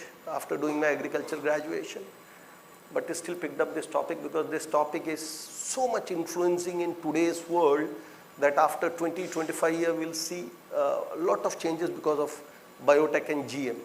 My first experience with GM was in 2002 when in India first time BT cotton was introduced. And after that, within 6 years, what we have seen, India, who have third largest acreages in world, become top biggest acreages holder in world. Then you see production, India was second highest producer, become top producer. Average yield, which was hovering around less than 300 kg per hectare, have after introduction of BT reached to almost 600. Wow, what a success of technology, what a success of innovation. And the good learning is innovation have capability to change the market landscape. Market is a very powerful ecosystem, but good innovation can change this powerful ecosystem also. And I have experienced this. Now since last 12 years I am working for vegetable seed company. Whatever hybrid we release essentially go in a situation whereby it has to interact with G into E into M, where G stand for genetics, E stand for environment, and M stand for management. Now E, environment, we cannot control. India has maybe more than 40 agroclimatic zones, and with the advent of this climate change, it is impossible to manage environment. Management, again, we have more than 600,000 villages, maybe 370-80 million small growers. Everyone has different management style. Multinational and Indian companies do play a role of good advisory to them, but not easy to reach every corner, every nook and corner. So management is also slight out of hand. And the third thing left is seed, which is genetics. And there were, with intervention of biotechnology, we have made very interesting changes. And I give you now a few examples how biotechnology is changing the life, is changing our life. Probably we are not experiencing it because we do not know what is happening really at background. When I was working in agrochemical or field crop seed companies, I never knew that biotechnology is making and shaking so much in vegetable seed industry. So I pick up a crop called cucumber. Almost 40-50 years back, there are a lot of complaints from European consumer that the European cucumber is not good. And their main complaint was, is not tasty, it has lot of seed inside, well-developed seed. And then when companies approach to growers or to farmer to find out what is the challenge, what they realize is farmer is harvesting cucumber when it is over mature. Why? Because then the size will go up, the weight will go up, the economics will go up. And then this is a dilemma situation, tug of war between grower and consumer. Intervention, biotechnology. First time come with a parthenocarpic cucumber, a cucumber which do not have any seed or very basic seed. And then we also induce through biotechnology, a technology called SSD, slow seed development. Even if you harvest mature cucumber, the cucumber will not have the seed. And now a technology has come in between grower and consumer. Everyone is happy and technology is playing a role.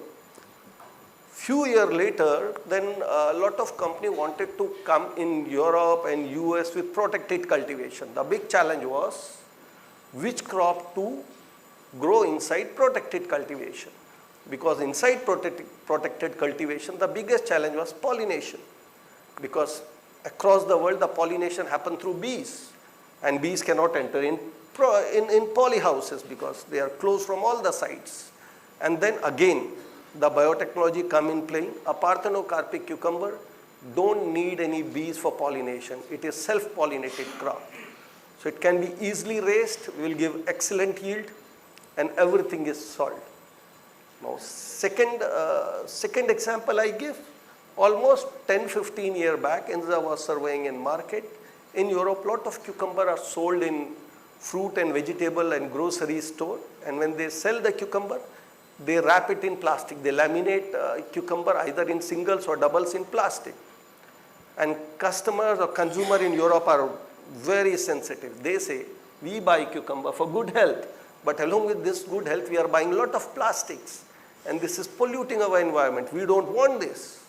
And farmer said, we have nothing to do with it. We are just selling a cucumber as a commodity to marketplaces. And then the problem is with zipper and packer. When we contacted them, why you are laminating them? The problem is, if you do not laminate, cucumber has a shelf life of 7 to 8 days. If you laminate it, the shelf life will go up to 15 days. And this make beautiful proposition for zipper and packer to laminate the cucumber, right? But then the consumer have a problem. Enza discovered a genes through a tool which we call 2GB breeding. Through that tool, we induce stay green quality in cucumber. And now in lot of Western world, we have launched a lot of our cucumber who have this property because we picked up this trait, introgressed this trait into a hybrid, which is otherwise best liked by customers. And now the cucumber will remain green for per se, say 30 days. And this is now have started reducing the lamination story of cucumber. Then third story is we wanted to really go deep down, penetrate to value chain and build up a brand. Now cucumber is all about good health, and then the moment we say good health, then the juices are also always a part of it. We wanted to launch a juice of our own variety cucumber with a brand called EasyQ. But while doing testing, what we realized is quite a few of batches in juice are slight bitter. So cucumber have this habit. Most of the time it's pericarp. The outer cover is green. The green cover is bitter. And if it is not bitter, sometimes the shoulders are bitter. And if weather and everything is very optimal, then the fruit is not bitter, but then there is a bitterness on leaf, petiole, stem, root. Some part of plant, there is always bitterness. And we discovered a genes which is bitter-free genes. Now we started introducing this in our whole germplasm, and from 2024 or 25, whatever cucumber we launch, even in India, will be 100% bitter-free. Now you will say a lot of time we are eating cucumber, we don't have that complaint. Yes, that was, but when probably you are eating cucumber which is cultivated in a area where there is no biotic or abiotic stress, because quite a few times fruits are not bitter, plant is bitter. When there is a stress condition, this bitterness migrate from plant to fruit, and then this create whole lot of problem. And this is again handled by biotech. I can give few more example, but I'll finish with my last and keep my mouth shut then, right?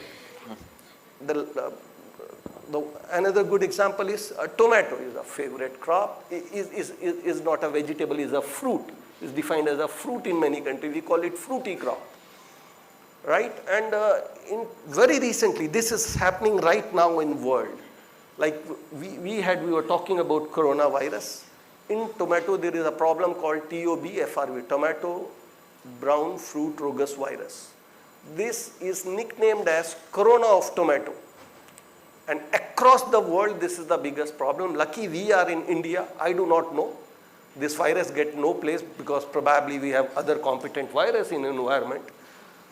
But then this is so big danger that everywhere in world, the government is so sensitive. In Europe, now to transport seed from one building to another building also, government is, for tomato seed, the government is so cautious, they want to see whether it is TOBFRV free or not.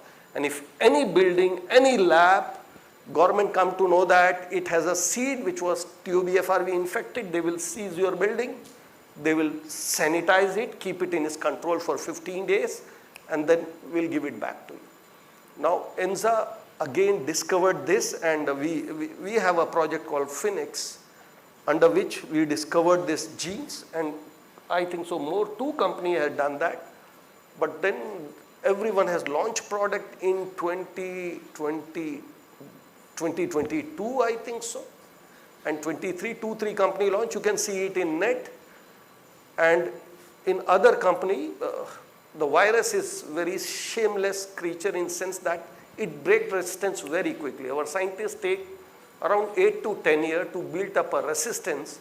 Virus take only 3 years to kill that resistance. So TOB, FRV virus break the resistance for other company because their resistance was through a genes which was creating an IR, intermediate resistance, whereas ENZA has a genes which has HR, high resistance, and is doing phenomenal in market. And likewise, there could be many, but I see my time is shooting out. So thanks, Vinayak. No, thanks, Sanjay. So very interesting examples. You need not to shut your mouth. I think students will catch you later. Vinayak, only one point I will add. Yes, please. So other than the biotechnology, what are the technologies we can bring into Indian agriculture kind of? Bayer is working on native traits. Like instead of the biotechnology, how can we really minimize the number of sprays on against the pest?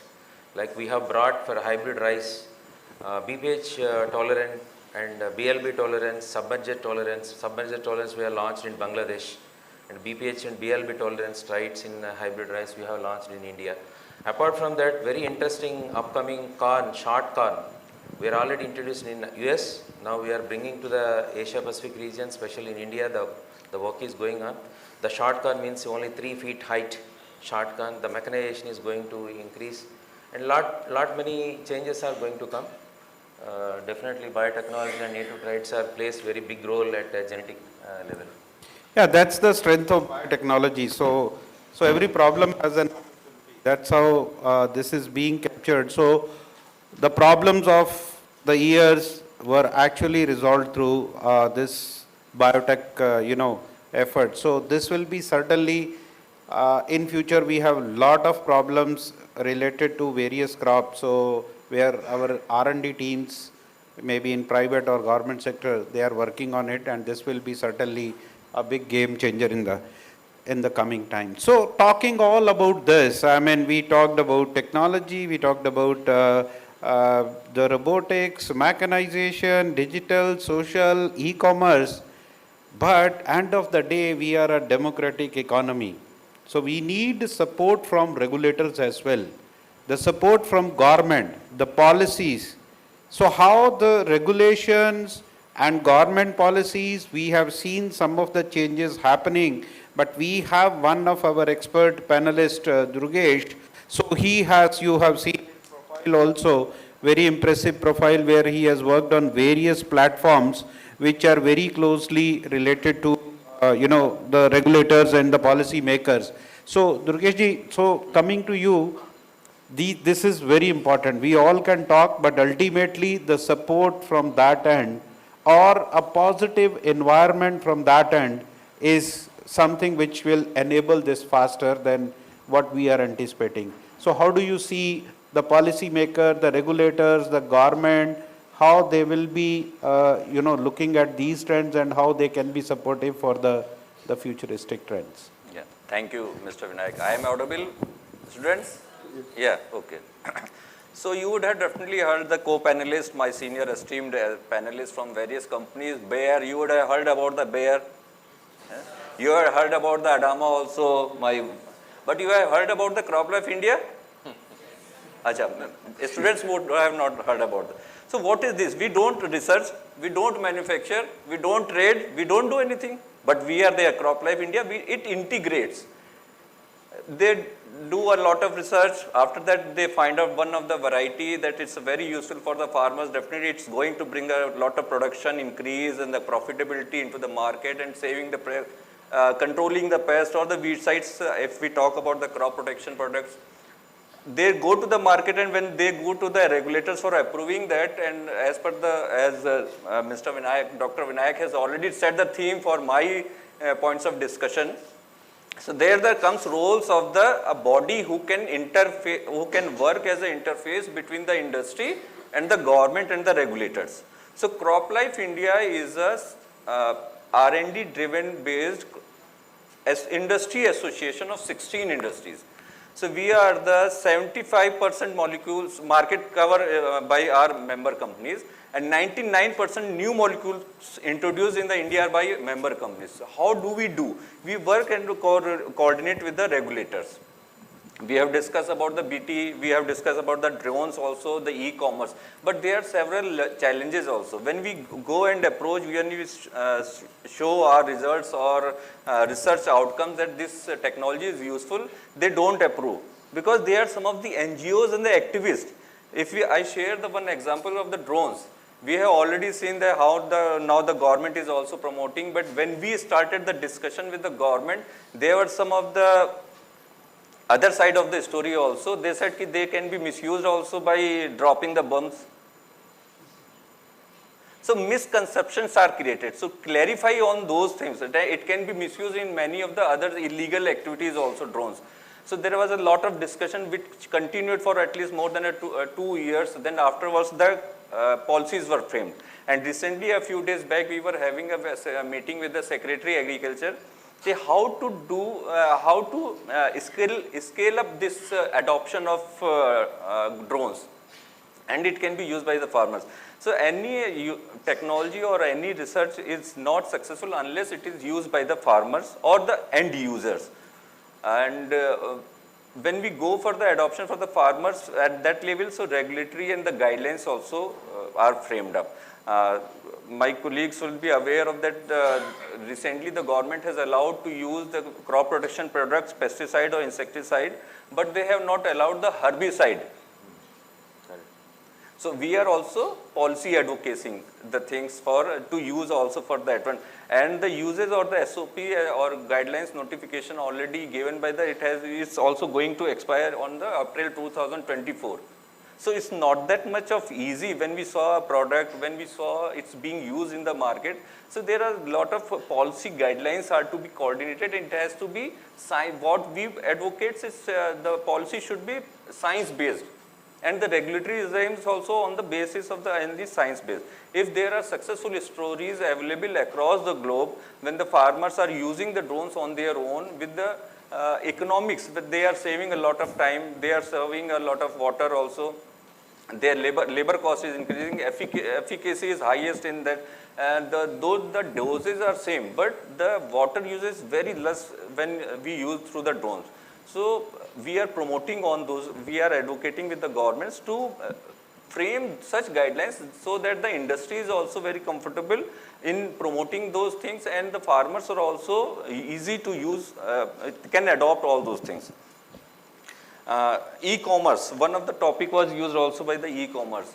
So just yesterday we had a meeting with the legal team. So there are a lot of challenges are coming because a lot of products are being sold on a reduced rate, and without following the guidelines of the Insecticide Acts 1968 and the rules 1971. There are some guidelines to sell one product. There are network from distributor to C&F, dealer and the retailer. That is not being followed on the online. So here comes the roles of the all these industry association. When a company approaches to the government and they say ki this is a product and this is very useful, and we can what the vision the government or the minister or the prime minister is having, or the government, and when we are moving toward from developing to the developed economies, these products will be very beneficial for the farmers also, but they don't adopt on those things. So we have to integrate those things so that the adoption of such technologies become easy for the farmers. E-commerce, we are taking up that issues with the concerned ministries. Here, there the two ministries are. One is the product for the pesticides is being controlled by the regulatory body, Ministry of Agriculture, whereas the sale has to be controlled by the Ministry of Consumer Affairs also, since the consumer is also there. Then the legal methodology is also there. So there are different verticals which are to be integrated. So this is the one point where the policy advocacy plays a very important role.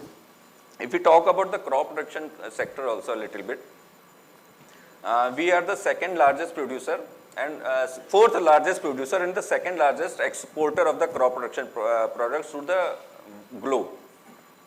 And what the misconception has been created that we are the also using the pesticides or the crop protection products which goes into the product, which goes into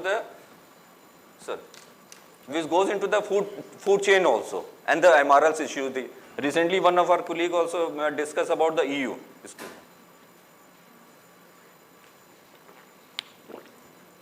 So what they have done in the past,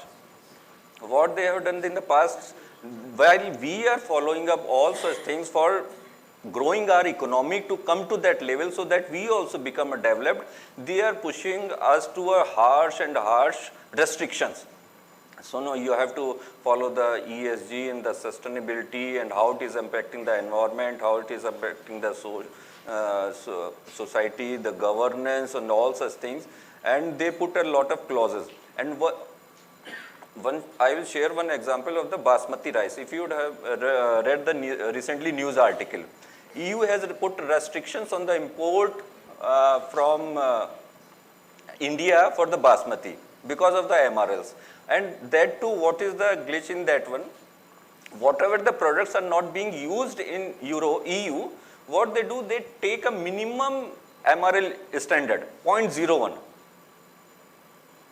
On that basis, since the product is not registered in the EU, they don't allow the export from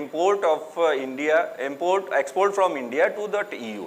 So we are taking up on the globally level also for such issues.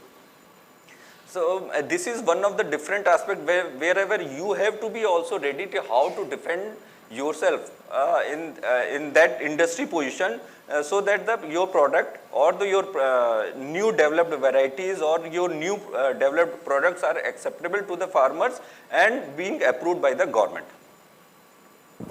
These are there's a list of the products where we are working with the governments like the EU for the MRLs issue.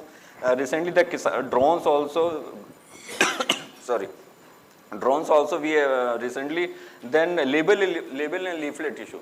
With the research and innovations, the consumption or the uses of products are decreasing. You would have heard because of the malathion and the other products, the earlier uses were 10 kg on an average 10 kg per hectare. That has now reduced to 10 gram per hectare. So how to provide the farmer or the user of small that quantity? And because of the so much awareness created among the farmers and by the NGOs and the activists, what the government also wants, a lot of information should be given on the label, either on the label or the leaflet. Earlier the packing was of this much of the material, now the packing has become of this much of small. So government wants all the information should be given of this small packing.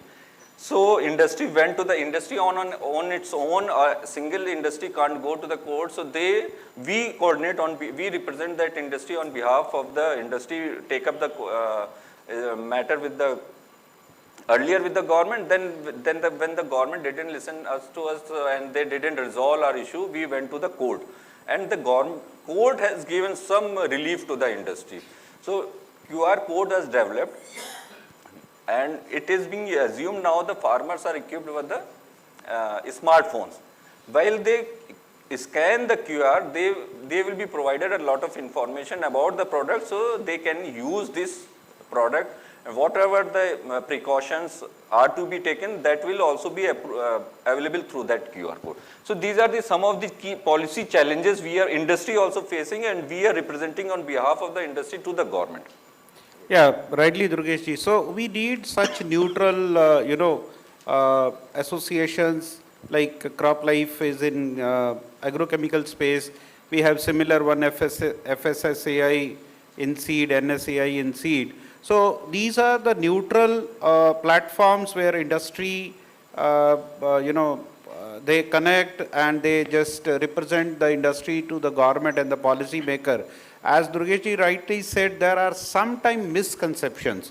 So we really don't know, whether the facts are reaching those policy makers or not. And sometimes, this miscommunication actually creates a wider gap, and we have experienced such cases in some of the crops. So with this, Dear audience, we have lot of other areas which we have not touched. This is very interesting topic. We can discuss till evening also, but we have a limitation of time. Traceability, market linkages, QR code which he touched a little bit, mechanization. So there are many areas which can also be a futuristic game changer in agri input industry. But before we summarize and close our session, I think we are nearing the time. We have an opportunity to take very few questions. So either you can ask from the panelist by naming to whom you wish to ask, or otherwise we can assign, looking at your question, who can be the best one to answer that. So over to you, if you have any questions, otherwise we will summarize and wrap up our session. Yes, please, I request somebody to give mic to the person. Please name yourself and then you can ask the question. Good morning to the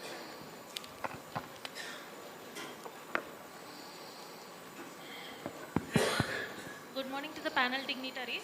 My name is Rishita, sir. We are not able to hear you clearly. I think keep it little close. Sir, can I? No. Hello. Yeah, little bit. You can come forward. Hello, sir. Yes. Yeah. Good morning to the panel dignitaries. My name is Rishita from ABM first year, sir. So my question is for JVN, sir, Naidu, sir. Sir, what would be the importance of digitalization in agriculture in the coming decades? Very tough question you are asking to me. So, see, going forward, digital agriculture is very, very critical. So, what the change is going to come, what Bayer is working.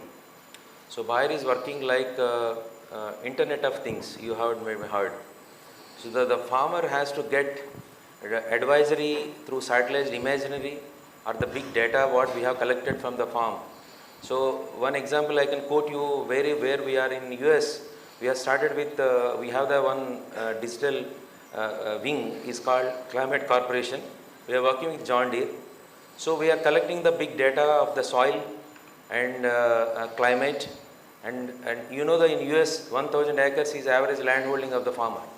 So, we have collected entire data and what is the big problem for the farmer is problem is increasing the intensity of the pest and disease is not able to predict. So, through this technology when you are able to predict this, then through the digital by sitting in the house, by moisture sensors, by satellite imagery or the whatever maybe data we have collected from the farmer, then the farmer will going to be given a message to his mobile phone. See, your crop is suffering with the moisture stress. Just go and give the water. Or there is a chance for downy mildew in the grapes. Just go and spray your chemical. So, timely identification of the problem through the digital means and right time, right application of the product and solutions is going to be happen. And especially Bayer is working and investing heavily on the digital transformation going forward. Am I satisfied your question or something? Yes. Thank you. Any more questions, please? Good afternoon, sir. Good afternoon to all of you. I am Divya Jyoti, and my question is, what are the innovations that are required in the agri input sector to check climate change as well as at the same time which create income generating activity in the rural areas? So, you are talking in general or you are specific to anything? I mean, creating income in rural areas is a very, very wider subject. So, if you can be precise around agri input. Sir, mainly the climate change trend is focusing nowadays, so you can explain me about it. Okay. Okay, GVS. You partly I can answer your question. The climate change is a very big, no rainy season, winter and everything is summer or some part is the winter. So, coming to the climate change, what is going to happen to the agriculture? The moisture stress is very, very high. So, then coming to the rice is concerned, for example, if you take the Asia Pacific region, rice is the big landholding. Now, we are doing the most of the cultivation under transplanting rice. So, now the technology is now, every companies, most of the companies, we are working on the DSR, direct seeded rice. So, direct seeded rice, mechanization, technology and genetics. We are working on the genetic level what kind of germplasm we need to bring to really address, suited to this DSR situation. So both at technology level, at the same time, practice cultivation means farm management level. We want to bring a lot of changes to address this climate change. And also biotechnology, like moisture stress, like how can a hybrid or the variety can able to yield in the varied climatic situation going forward. The heat, maybe temperature is going up. So this all we need to foresee for the 10 to 15, 20 years, and what kind of breeding, what kind of technology we need to bring going forward, so that we can able to assure that food for all, hunger for none.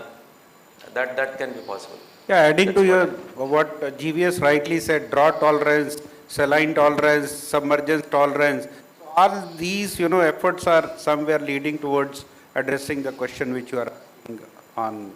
Yes, sir. Thank you. Okay, take more questions.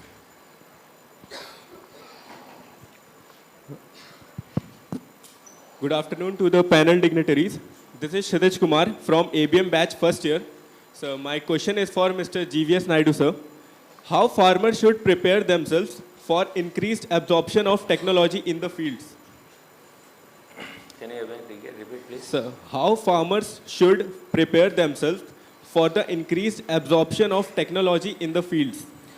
See, I don't see they will take a lot of time to adapt to the new technology. So BT technology itself is a big example. Within a 3 years time, we have reached to 90% of the BZ1 technology and BZ2 technology adoption is happening. So only the thing is the farmer is required awareness. So how best we can able to educate the farmer, and farmer should understand that whatever my investment in the form of a technology, in the form of the input, whatever it is, how I can get benefit, how can I increase my yield. So if that is going to be really communicated properly to the farmer, definitely the farmer adoption is very, very fast.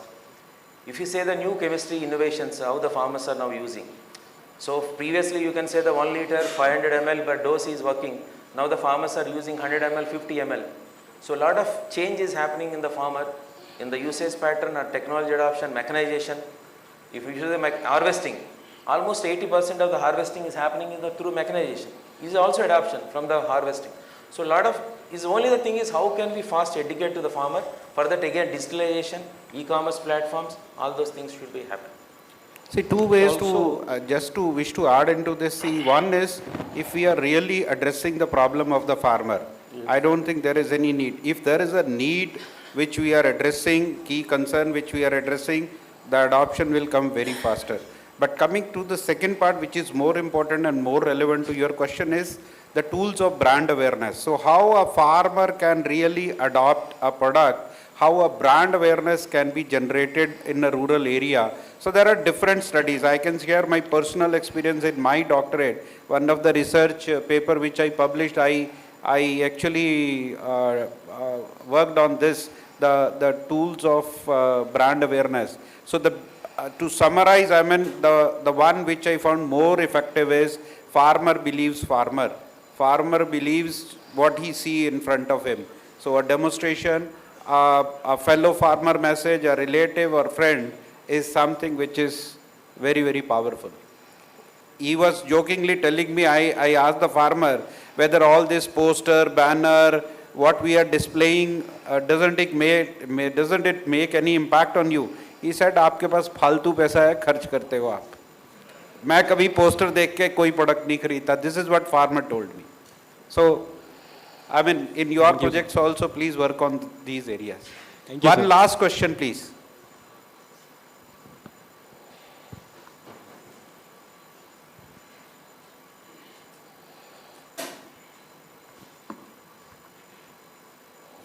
Hello, sir.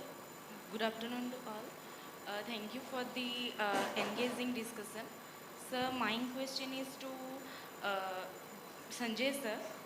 With increasing weather variability, how the seed companies should prepare themselves for the future? I think partially it is answered already. What the gentleman asked in the last, I mean, that was also, yours is also close to climate change. Yes. So we answered that partially. And in benefit of time, do you still, Sanjay, you wish to add something? Very quick, see, there are multiple ways to handle this issue.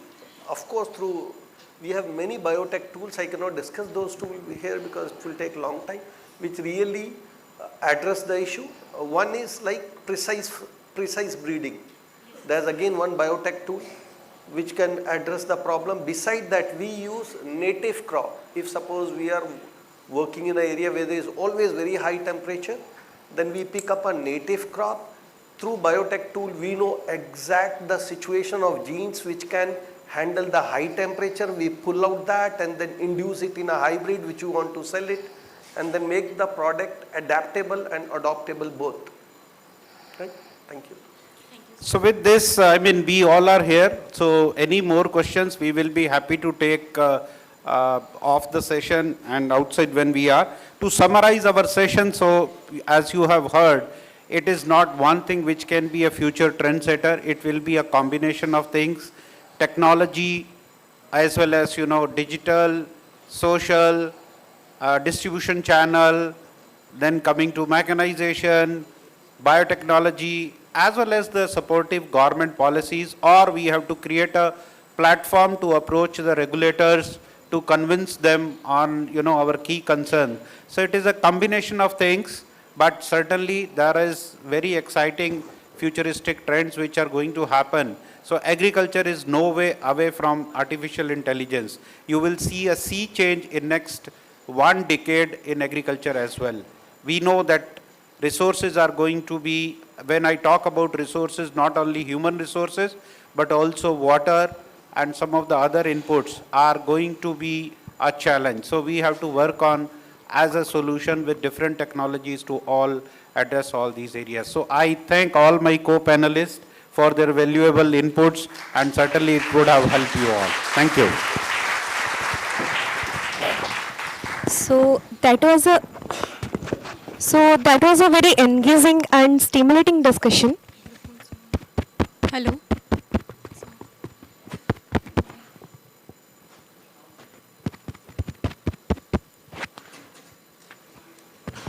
Hello. So that was a very engaging and stimulating discussion. I would like to thank all the panelists for this enlightening session. I request Director Sir, KIIT School of Rural Management, to felicitate the panel members and our esteemed guest with the token of appreciation.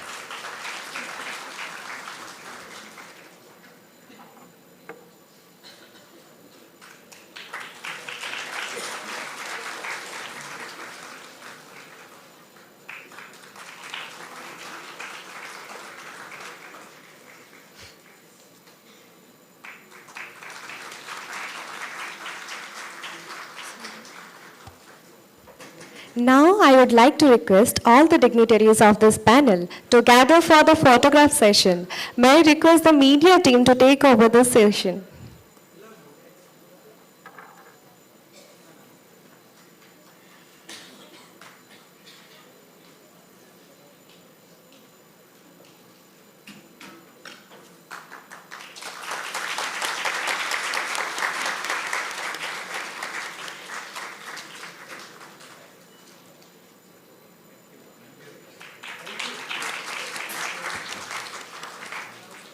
Thank you so much. I would request the hospitality team to kindly accompany the guest for the tea.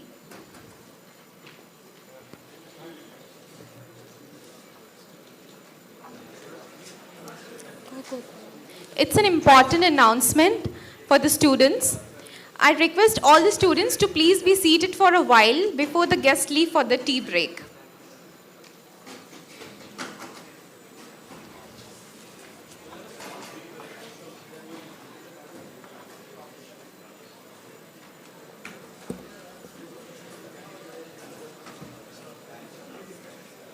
Students, please be seated for a while.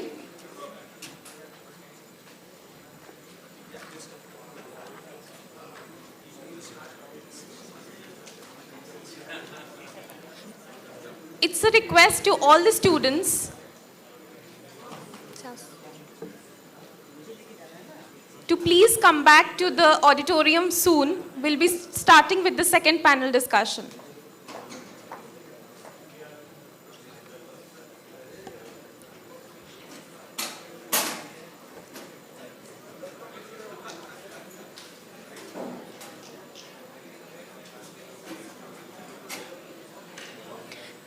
Students, kindly please be seated. We'll be moving out in batch.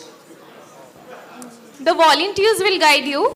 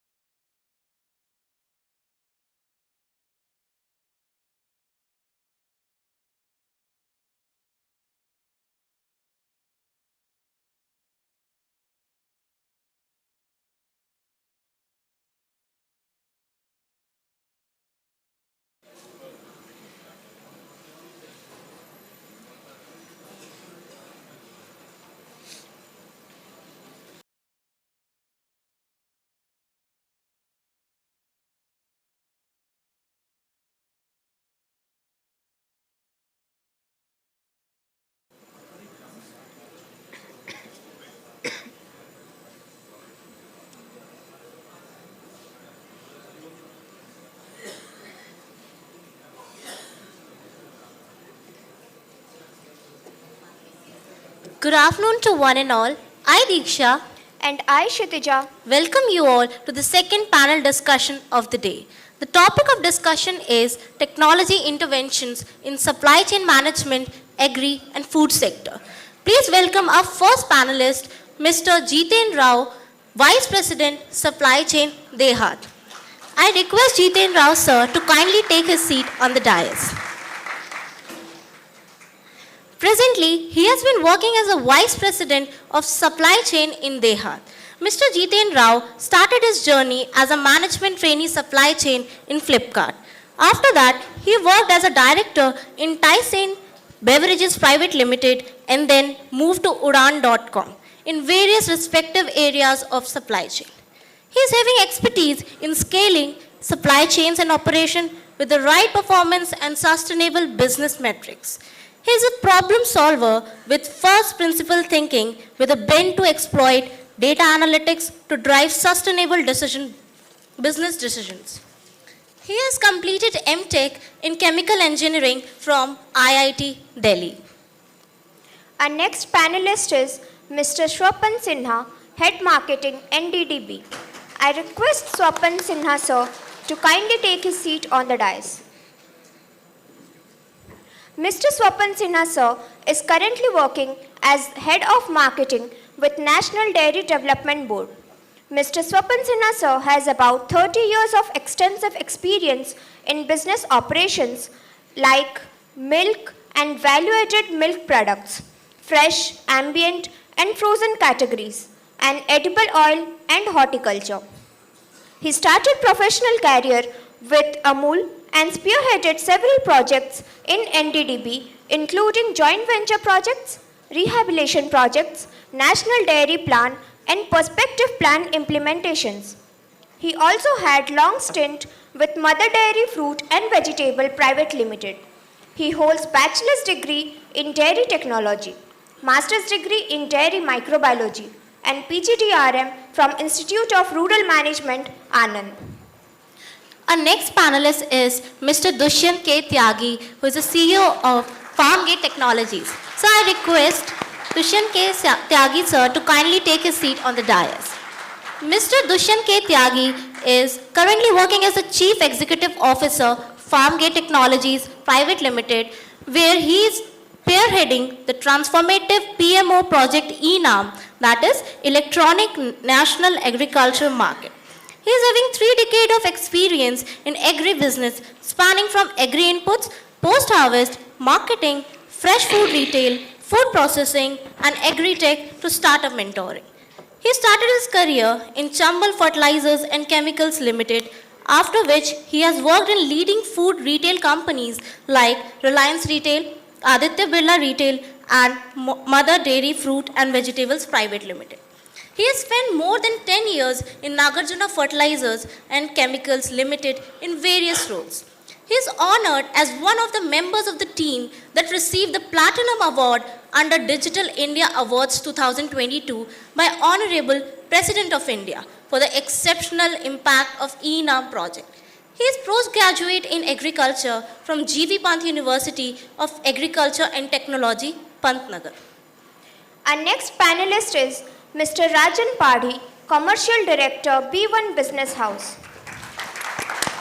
I request Mr. Rajan Padhi sir to kindly take his seat on the dais. Mr. Rajan Padhi sir is currently the Commercial and Marketing Director at B1 Business House Private Limited. He has 35 years of experience in international trade and business, exclusively in seafood industry, with diversified exposure of world market of USA, European Union, China, South Africa, Japan and Vietnam. He has traveled extensively and has insights into different world markets, developing new clients and business negotiations. He holds a postgraduate degree in physics, MBA in retail management and diploma in international trade and shipping. The moderator of our second panel is Mr. Anil Kumar SG, founder and CEO Samunati. I request Anil sir to kindly take his seat on the dais. Mr. Anil Kumar is the founder and CEO of Samunati. He has close to 3 decades of banking experience in the areas of rural, retail, and agri-banking. He started his career with Canara Bank and then moved to ICICI Bank prior to promoting Samunati. He has received awards, recognitions from several forums, including the Best Social Entrepreneur in the Global Social Entrepreneurship Program 2018. He has been invited to be a member of various committees and task forces formed by national and state level industry associations such as FICCI, CII, TIE Chennai, and Madras Chamber of Commerce and Industry. He holds a Master's in Management from the Asian Institute of Management, Manila. He also holds a Master's in Business Administration from Symbiosis Institute of Management, Pune, and a graduate degree in Humanities from Osmania University, Hyderabad.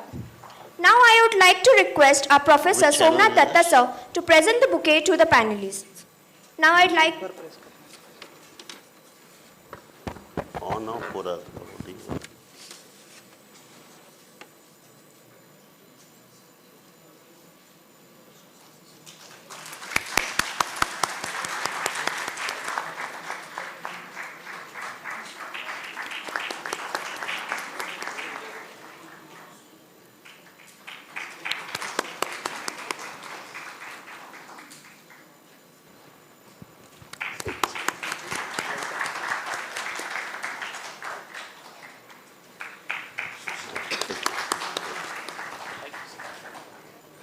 Now I would like to welcome Anil sir to take over the session. Am I audible? Mic check, am I audible? Thank you, thank you. Well, agriculture and unpredictability go hand in hand, right? Right? Rain aaya, nahi aaya, धूप निकली, नहीं निकली, seed germinate हुआ, नहीं हुआ. There is a lot of unpredictability. So is our panel. We were told we had 1 hour 15 minutes when we started, and we started preparing for the panel discussion. And now we do have time, but then there is a soft pressure on me, because our panel is coming between you, lunch, and conclusion of this conclave. So what we will do, because as part of agriculture, we do have the ability to cope up with this unpredictability and yet deliver the result at the end of the day. Requesting all the wonderful panelists that are here on the dais, will take an hour, not 1 hour 15 minutes, and also spend a little more time in asking Q&A, so that the earlier session might have evoked some inquisitiveness in you, and also do the justice to the topic that we have. So what perhaps we do is, I'll have a brief opening remarks, so to say, for the panel, share some of my thoughts, and then from my right to left, we quickly go 5 minutes each to talk about the areas that I would read out from your conclave brochure in relation to what they are handling in their respective functions. And then we have a reverse order in terms of quick 1 or 2 minutes of summary of what we have spoken. Is that okay, gentlemen? Yeah. Right. Well, I feel a little, both little privileged actually, but then a little nervous also.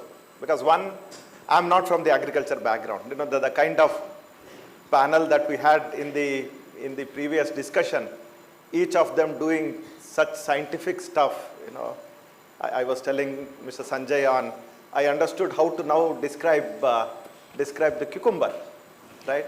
The shoulders on both sides, right? Now cucumber has become a nice, nice person to talk about, right?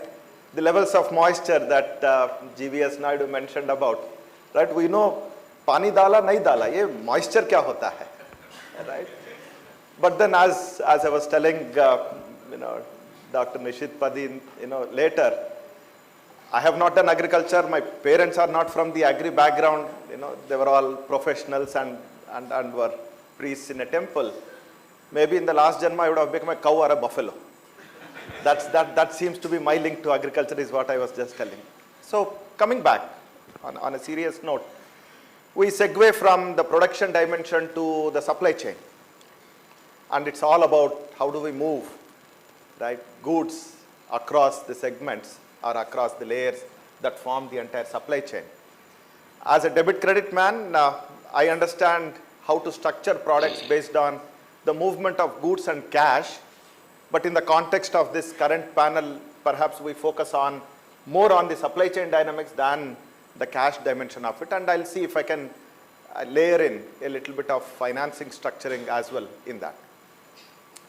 Whenever you talk of supply chains, you basically look at highways, right? Or you basically think about the logistics part of it or the physical infrastructure. But building on what I was mentioning in the morning in my opening remarks, the external environment, the context of this country, and respected VC ma'am also touched upon how we as a nation are at our peak of an expectation from the global players, looking at what can we do better, whether it is technology, whether it is now the entire payments as infrastructure or the production.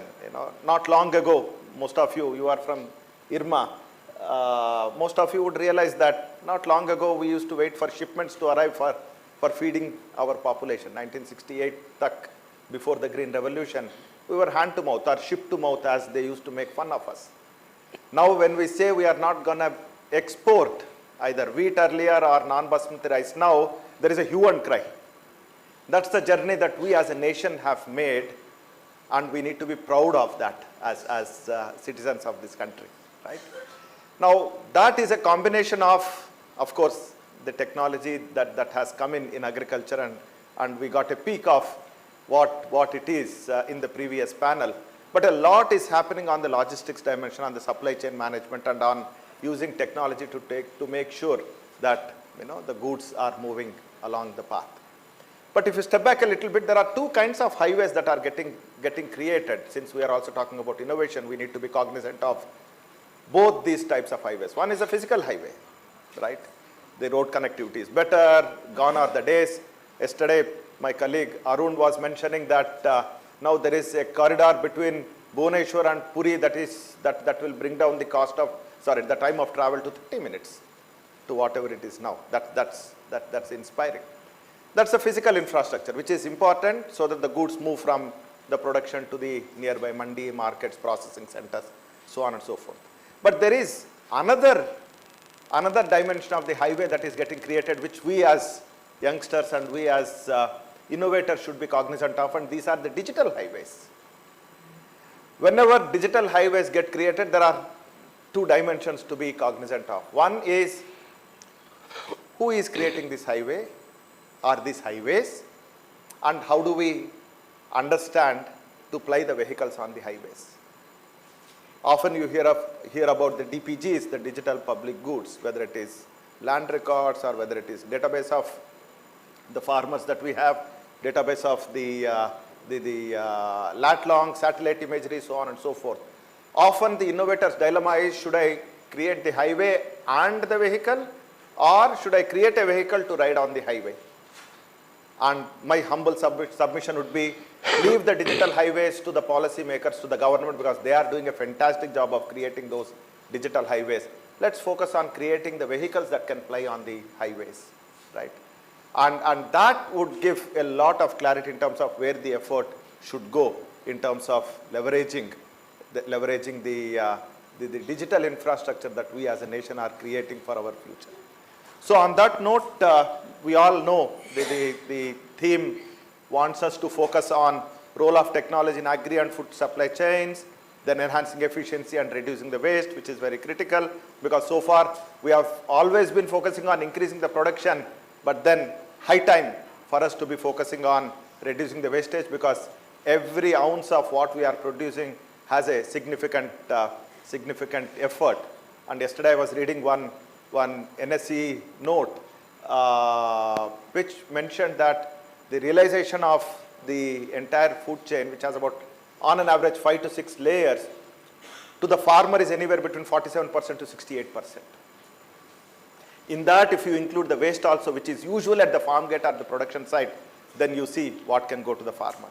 Then of course, Dr. Vinayak mentioned about the traceability dimension. While you could not pick up, perhaps I would request the panelists here to pick up the dimension of traceability, because especially the European markets or the export markets are pretty picky about the traceability, both from a social dimension as well as from the MRLs and the residues and so on and so forth. Then what are the challenges that we have in terms of adapting these technologies that will unlock a lot of opportunities that the supply chain dimension is looking at? And I don't know if we have anything else to talk about the policy implications and some of the recommendations that we can make. So if we can keep our conversation within these broad parameters of what the organizers want us to keep and stick with the time, then we would be doing a good job and we can have a peaceful lunch, right? Should we go ahead on that note? Yeah. So Swapanji, from your... So thank you so much, Anilji. Thank you. And very good afternoon to all the students and faculty members here. 5 minutes is a very tough ask to address such a huge topic. But anyway, I'll just briefly touch upon the industry I represent, which is basically food and dairy. First I must, I am feeling very proud to know that, our founder, Dr. Kurian, had also inaugurated this one, or laid the foundation stone. So very nice to know this. So as you would know, today we are the world's largest producer of milk. Almost 1/4 of it is produced here. That is 23%. And we also have different challenges. Now, when we talk of supply chain, we need to imagine that, somebody in the previous panel were discussing very small farmers. Our average farm holding, animal holding is 1.8 or so, we say 2. But basically it is 1.7, 1.8. And we collect that milk, And can you imagine that hardly there is any wastage once it is collected? Like we say in fruits and vegetables, the wastages could be up to even 30%.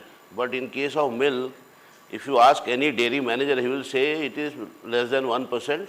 We try to keep it 0.5, but handling losses, when we pack, when we change the films, there are certain losses we cannot really avoid. But, in dairy industry, the losses are very minimal. Now, how it has happened is basically because of the supply chain. Just imagine across the country, in every city, be it, hilly area, desert, or, bylanes or metros, milk is distributed twice a day, every day, 365 days a year. And the cost of distribution is hardly anything. Maybe, 2% or 3%, not more than that. So how this has happened? This is one side of it. Now, the pressure on supply chain, which is our topic, is coming from both sides. Like from the consumer side, it is that, they want traceability, they want the trust, they want to know how it has been transported, kept, under what kind of storages, where these products stored with some, say, mosquito, repellent or something. You cannot store those, hygienically stored or not, where the temperature conditions maintained throughout the value chain. So all this is from the consumer side. From the manufacturer side or the supply side, the task is to collect every drop of milk, which is a marketable surplus. When I say marketable surplus, we can say that, about 40% of milk produced in this country is consumed at the farmer's level. Not that, they want to consume it, just because nobody reaches them to collect that milk. They cannot afford to drink that milk. But in the absence of any source where they can go and sell their produce, they have to drink it or make some dahi or whatever. So 40% is consumed at the farm gate, and 60% of it is actually sold by them, marketable surplus. And would you believe, only 10% of that production is coming to cooperatives, And when we say big things about cooperatives, only 10% of it is coming, which includes Amul, Nandini, Verka, everybody, Saras, Mother Dairy, even Homefed. It is only 10%. So 90% of it is being collected by the unorganized trade, where supply chain mechanism doesn't work, and you cannot apply any of those. But what we do now is, why it is happening? Because we are not able to, make those people, farmers, give their milk to the unscrupulous people like Dudhiyas, because they are not convinced that they are getting their due while making this transaction with us. So one biggest challenge in case of dairy industry is traceability is one, also quality-based pricing systems. It's very easy to, adulterate milk. If you have to adulterate water, oil, edible oil, you have to mix another oil. But in case of milk, you have to simply go to a tap. Whatever quality of water, you can just add it. So, and then my neighboring farmer adds water, but I don't. But, when it is collected in a society, one society, and, there is a lot of manipulation, scope of manipulation, they don't get the price. So, mechanization or, the testing facilities at the farmer's level, adulteration check at the farmer's level will do a lot of things at, up to the consumer level in terms of aflatoxins, in terms of other, hazardous material which the farmers might use for adulteration or the middlemen. We can do that. Second is, milk, any other agri-produce is not harvested twice a day. Milk is, milking is done twice a day. And it only has a life of only 2 hours. Within that 2 hours, you have to do whatever you have to. You want to process it, you want to immediately sell it, you want to make a value-added short shelf life products like dahi or yogurt or lassi, or you have to convert it into a long shelf life product like butter or ghee or ice creams and store it. These are different times, different temperature zone products for which you need different go-to-market strategies as well as go-to-market. Once we have a go-to-market strategy which is different for milk and milk products, we have a different sales systems and different storage systems. Now, supply chain, if you ask me, is evolving in India. But at the same time, when we say that in India, a farmer, a dairy farmer, through cooperatives, get about 70% of the consumer rupee. Producer share of a consumer rupee in milk through cooperative is 70%. Whereas if you go for a potato or tomato farmer, it might be 20-25%, not more than that. Because the entire thing is written up by the middleman and storages, etc. But now if you want to invest in supply chain, this can go up to 80% or more than that. In India, in case of milk. How can we do this? We already said that we don't make any wastages. What we can do is, by investing in supply chain at the farm gate itself, in terms of already some people are doing it, like Amul or Mother Dairy, we are putting BMCs, AMCs, scientific testing at the farm level, minimizing the time gap between the milking, place of milking to the main dairy. We can actually pay more to the farmers. That itself will increase their income in a way. Second is, as you would know, even though we are the largest producer of milk, we don't export anything. We don't export anything because we don't meet the quality standards required by the importing countries. Why it is so? Because there is lack of infrastructure. Within 2 hours we cannot do much. Whereas in US or New Zealand, there at the farm gate itself it is chilled. Whereas because their farm size is big, they have minimum 400 animals per farm. Whereas in our case it is one or two animals. So the farm size is a big issue which we cannot address in a day or two. So we have to do some investment at the village levels, which cooperatives are slowly doing. Now second is, in case of, say for example, we forget about exporting now, because we are a large country with 140 crore and counting the people, so we cannot produce milk enough to feed our own countrymen. So we are not exporting. But we are importing a lot dairy products. And if you would be surprised to know what we are importing. We are importing the highest amount of whey protein. You know, whey protein that performance enhances with the gym. When people gym goers, they have this big cartons of protein powders. That is being imported into India. Why? Because Nestle India is also not buying Indian whey protein because they say that it's not no good. And where from is whey protein manufactured? It is manufactured from the whey which we throw out. Like when we make paneer at home, the whey which is thrown out, from there only by ultrafiltration, nanofiltration, we get this whey protein, which is very hugely costly material. Now, why cannot we do this? Because we consume a lot of paneer, lot of cheese. These are two things from where we can get the whey protein and which is getting drained because we don't have the supply chain to collect all these whey which is being manufactured by all these outfits manufacturing paneer in India.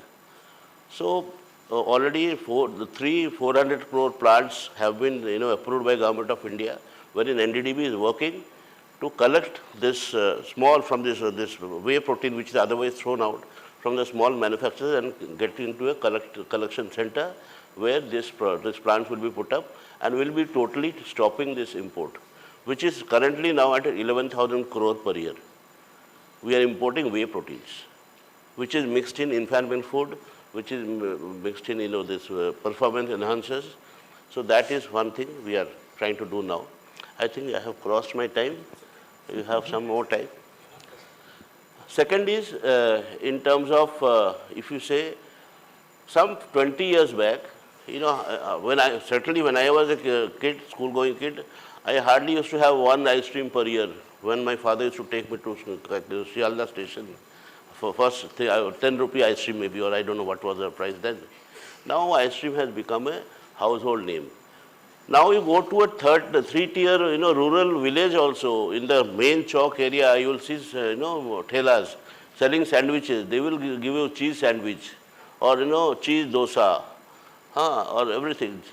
So cheese, all this for yogurt, cream, all these things are becoming a household name.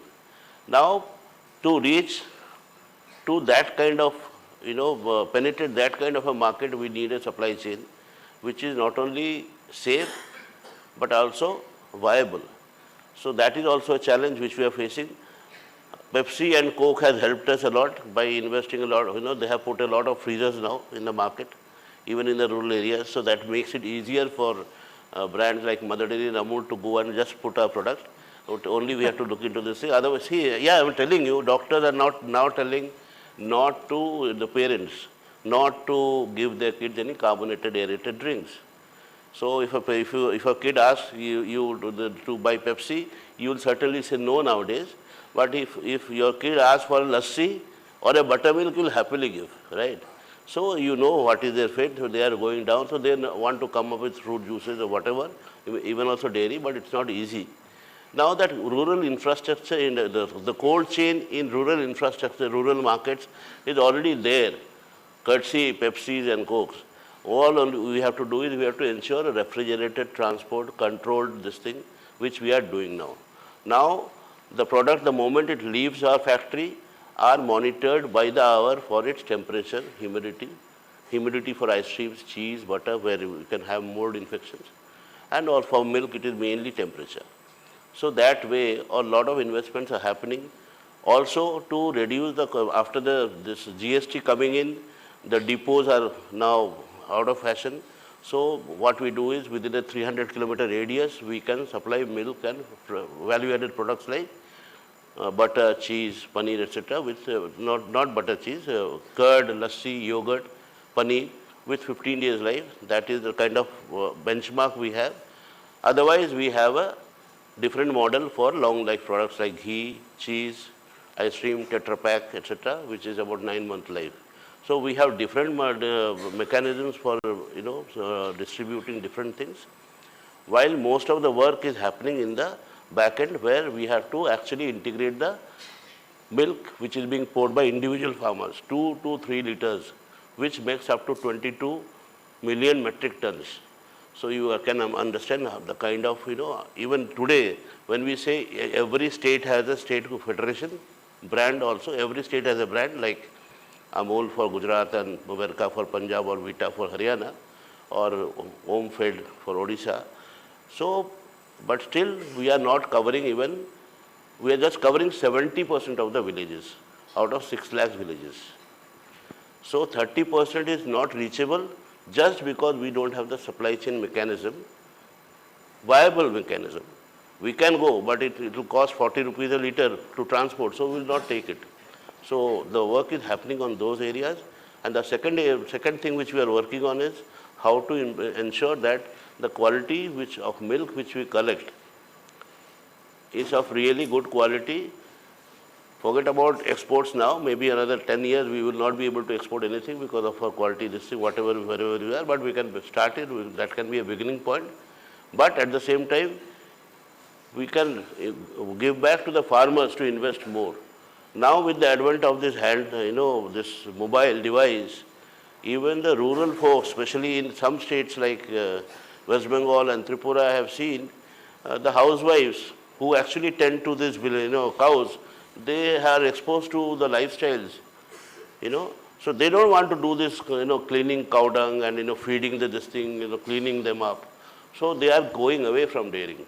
Unless and until you give them much better, remuneration in terms of the kind of physical labor being put at the domestic level, it becomes a challenge. We will not be able to sustain this.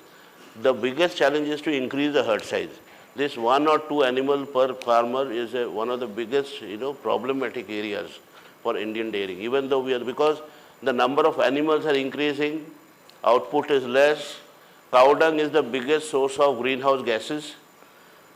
You know that. So NDDB has already started 1 lakh metric ton, 1 lakh kg cow dung plant in Banaras, which the Prime Minister recently has inaugurated and is fully operational. And we have also opened up another company, Mrida, for manure management. So to address this issue of, that our dairy, which our animal numbers are the highest in the world, and which is contributing to a large extent to this greenhouse gases. So this is another area where we are working on. Thank you. Thank you. I think, I don't know whether I have exceeded my time. No, now you have surpassed. I thought you have only one point. Okay. But that's okay, because milk as a value chain is the most efficient value chain, and for your kind information, a banker saying it, the wastage is 0.92%, which is the best. In fruits and vegetables, it's anywhere between 18% to 32% apparently, but milk represents a wastage of less than 1. And if you are indeed attempting 0.5, yes. Then the big efficient areas where the per category size is more, it will be even less. So if you attempt 0.5, then the additional 3 minutes that you have taken is all justified. Thank okay, you. Jitin, over to you, my friend. Good afternoon, everyone. Am I audible? Yeah. So I'll talk and give more connecting examples of how technology is impacting supply chain. But so, Jitin, I have one request. Yeah. Of all the earlier panelists and the panelists that we are sitting here, you are the youngest of all. Yes. And there are a lot of youngsters here, number one. Number two, you are from IIT Delhi. Yes. And have been a technologist and an engineer by qualification, and worked in all the, the unicorns that we hear of, Flipkart, Udaan, and Sunicorn, perhaps, Dehat, right? So the youngsters should be wanting to know more about what are you doing here, correct, and in terms of the opportunities that you have seen, rather than the technicalities out. Is that okay, friends? Right? I think yes. I will touch more on the startup, or what we are doing in Dehat, and you guys will connect more to it. Let me start. So when we talk about supply chain and the technologies that are coming up in it, so to be precise, in agriculture, the biggest struggle that we as a nation is struggling is that data is not available in agriculture. So any decision making that can happen there is a huge lag because it's a black box. We don't know in which area, region, district, block, which kind of crops are being sown, or there is a lag in that information. So that is one of the biggest challenge we have. If we have the right data, we'll always have the right products at the right time in the right region. So I think a lot of people who are from industry, Mr. Naidu would always like to hear something that we have this data available and we know how much to produce and how much to place in which region. So this is the biggest struggle that we have, I think. And with more and more technology getting into the hand of farmers, I think this will eventually get solved. Second, I think all of us are talking about traceability. So we as a new age companies, even in Dehat, we have started one of our line of products known as Honest Farms. And we are trying to give more and more traceability of from where did that item or food product originated. So that is being slowly solved. We can check on the label here which farmer or which region this was grown. I think the best one which should happen in future would be whatever you are consuming on your plate, if you know the region or the farmer who has sown it, and the next level of data that you should get or we as consumers should get is which kind of seeds was put into that food or a crop, what kind of pesticides were put into it, how much of these harmful sort of pesticides we are consuming. So this is not available today. We don't know what we are eating. So with more and more data, more and more traceability coming into supply chain, this might become true in future. You will always know what you are consuming. Is it good for you or not? And you will have more decision making power in your hand. This is what I think will get solved, if not sooner, at least in next decade or so. The third biggest problem Agri faces today is counterfeit products. So because of the counterfeit products, almost 30% of the production is lost, completely lost. So we at Dehat, and I think Mr. Pramod is also from Adama, they are working on this barcode, solution for counterfeit especially. So on the spurious products. So basically the whole chain of production from manufacturing to distributor to warehouses to retailers to farmers. So this QR code will help us trace the whole journey of every product that is being used in the food supply chain. That should reduce these counterfeit products and finally impact farmers. Today when farmer say for example has a pest in his farm, he takes advisory what should he put, he goes to a shop, and if that product is spurious or counterfeit, it will eventually go to losses for that farmer. This is the biggest problem that supply chain again should solve. We as a company are trying to adopt it.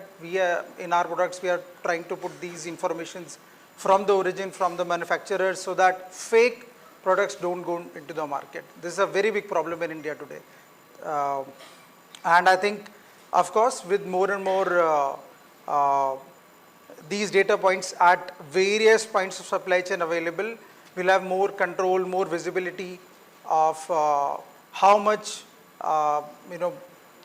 products we have in our various distribution points, warehouses across India. So I think overall this is how supply chain is moving in Agri now, and the core focus should be to have this adaptability or education at the farmer level. Without this whole chain will not benefit at all. The farmer has to be educated. He has to be given all the technology, all I think advisory, satellite advisory or drones. Everything has to be solved for the farmer.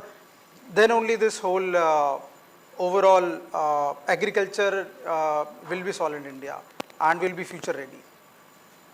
Thank you. Super. Thank you. Any quick advice for the youngsters? I think Why as you said, initially when you are talking, time is very ripe. Agri as a sector was neglected by almost every big industry people, or even startups were not focusing on agri as a there are hardly any startups coming on up in agriculture, but due to necessity, I would say, due to food security reasons, due to various other reasons, now the focus has totally shifted to solving for agriculture, solving for farmers. If you are not solving for them, we have a very dangerous future. So I think this time is very ripe.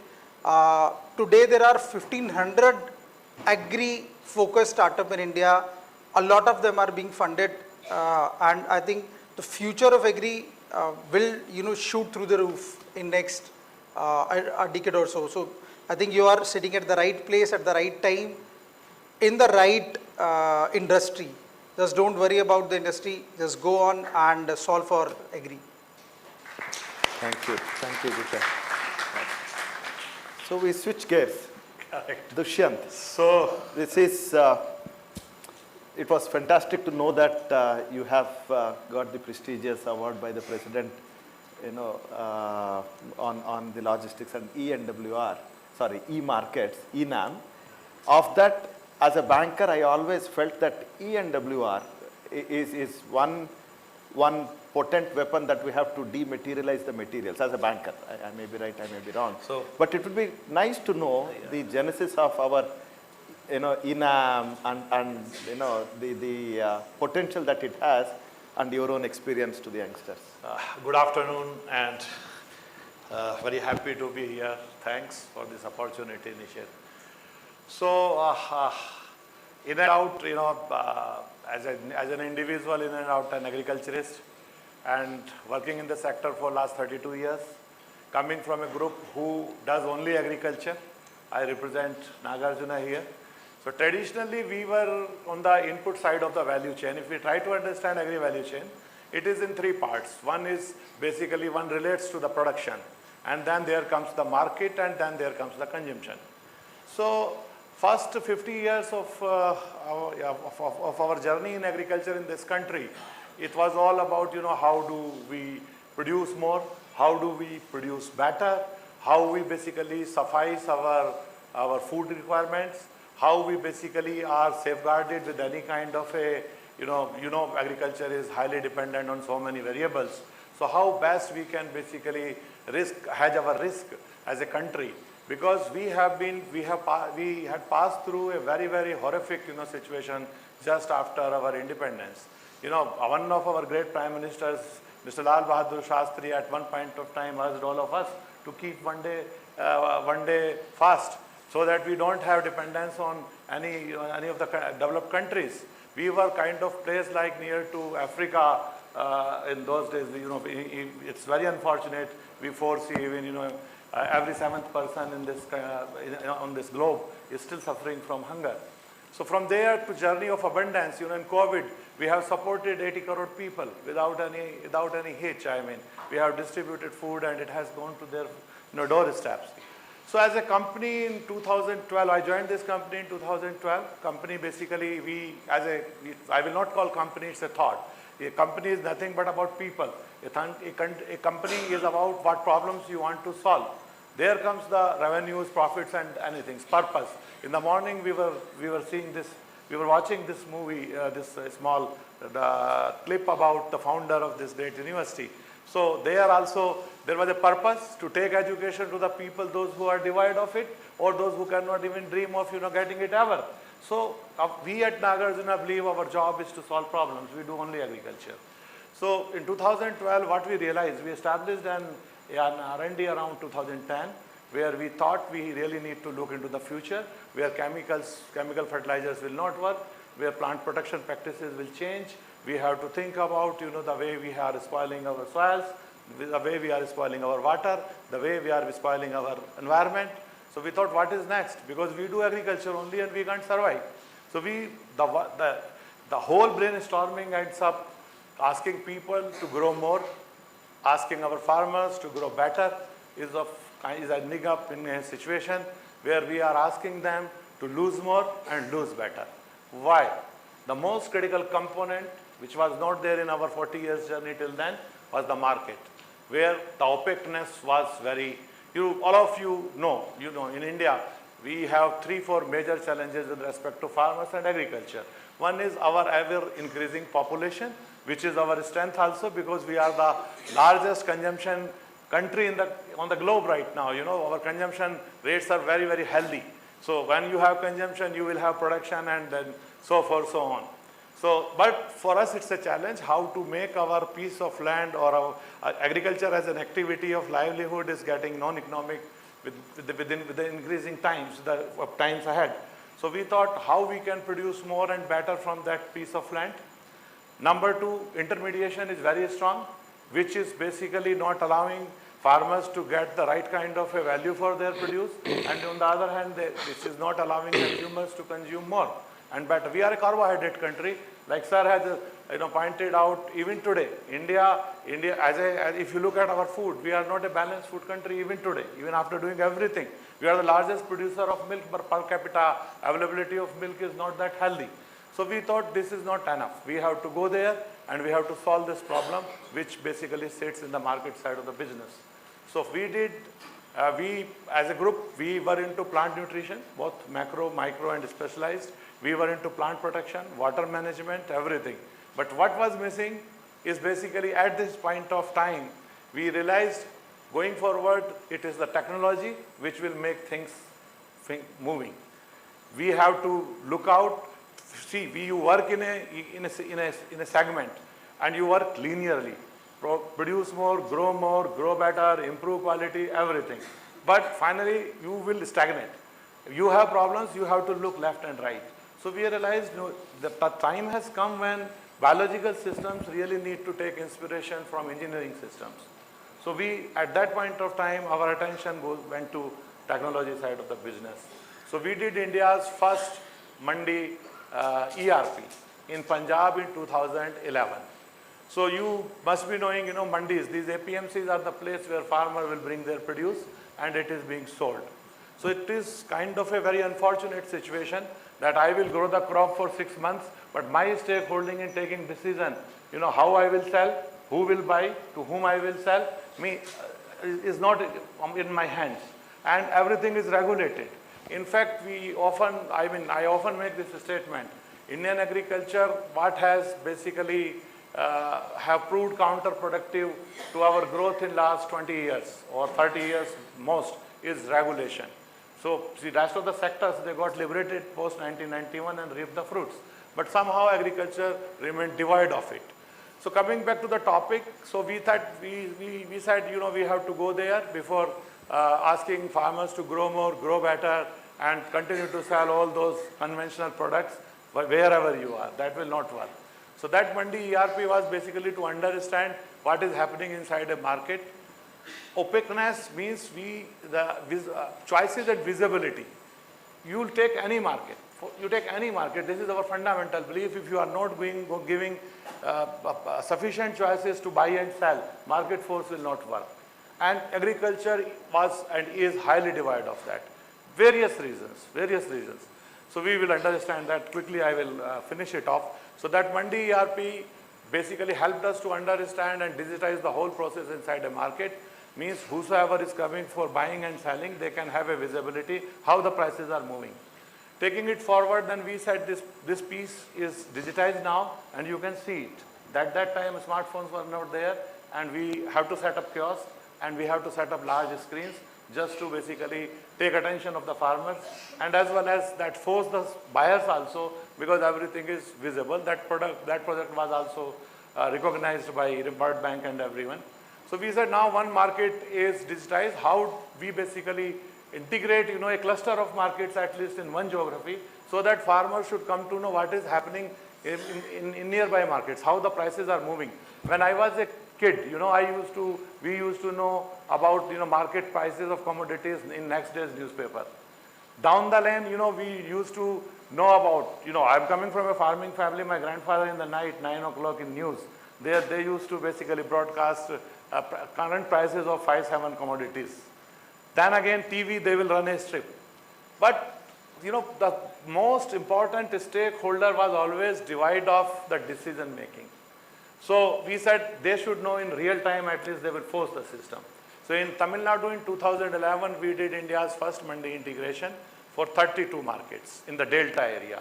So now people can see the price movement inside all these 32 markets. 2024, we took this proposal to Government of India.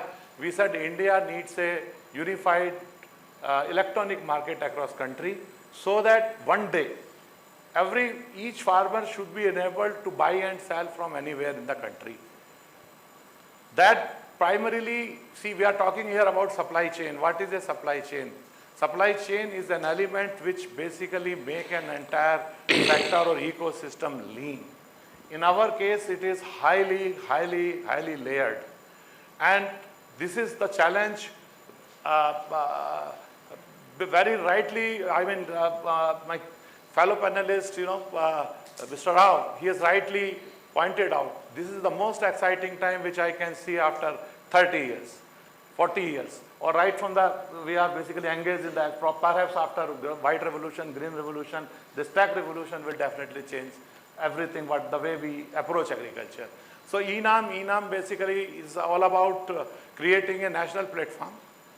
So far, we have digitized and integrated 1,361 agriculture markets across country. These markets are in 24 states and 3 union territories. 209 commodities are trading there. And just why we should have belief in technology. It has been proved by so many means in our lives. You people are quite young. But I want to tell, when we took ENAM, there was the internet connectivity in all these markets when we mapped. Proper internet connectivity was available only in 40% of the targeted markets, 585. So we said there is a way where there is a problem. If no problem can exist without a solution. This is the basic fundamental of life. So this all started with that note. So 1,361 markets, which we will be basically completing 2,000. 209 commodities are trading. And you will be surprised to note the kind of a GTV, gross turnover value we have crossed yesterday is phenomenal, 2,88,000 crore. Correct? It is bigger than any kind of a e-commerce platform in this country. This is the power of agriculture. This is the power of agriculture. This is the power of rural India. So basically, we are here to strengthen it. Not only this, we have crossed 88 million metric ton of the volume also. We are registering, yesterday, we have registered something around 24,000 transactions per minute. And out of, see, I'm coming from agriculture, I'm not an IT background person, but I am working with people like you and him for last 10 years almost, and very excited. You see, the belief, if you say, somebody told me in one of the meeting in government, so how farmers will basically use all this? I say, a farmer can understand something called imidacloprid. Farmers can understand a complex company named Maktesh and Magan. And over last 70 years, they have adopted everything very fast. Only issue is, if you deliver value, they will adopt everything like this. So I was talking about why this is important. Why this is important from supply chain point of view. If you have power to buy and sell, so there is a balance in market. Market force will not be regulated. That will empower both buyers and as well as sellers. So I will not take much time because the story is quite long. What I want to tell you about technology, why it is required. Just think about from seeding till the time it reaches to the top. And we are living in a time when farm to fork was fine as long as you were not having enough. It is the time when we have to think reverse, fork to farm. So once farmers have visibility of the market, definitely they are better empowered. They are better empowered. So to functionalize a market, I will take only 2 more minutes, sir, for their benefit. So if you look at any kind of a marketplace or connected ecosystem, so the future will be for connected agriculture. Connected agriculture means all the stakeholders should have visibility in real time so that their decision making is very, very powerful and accurate. So in any typical marketplace or any typical trading platform, 5 elements are there. One is you should create more buyers and more sellers. You should create. This is what ONDC and other things are coming. The idea is to make every third Indian citizen some or other kind of an entrepreneur. Obviously, India live in villages, so we have to make our farmers entrepreneurs. So bring more buyer and sellers, make them choices, help them to make a choice, decision. This there where the data comes into the picture. How your decision is best. I want to pursue a course. How you will decide. Finally, if you have some data points, accurate data points, you can make a decision fast. So once you are having more choices for buying and selling, you enable stakeholders to take decisions. Once the decision is made, Dushyant Tyagi want to buy a 52-inch TV. Fine. Machine helps me, platform helps me which TV, what is my liking. This is our vision for farmers also. So once that decision is made, somebody need to come from this side to enable me to purchase that. That enablement of that transaction is the key for agriculture. I was initially talking about our challenges. One was ever dropping holding. The second was complete lack of transparency. Third was credit.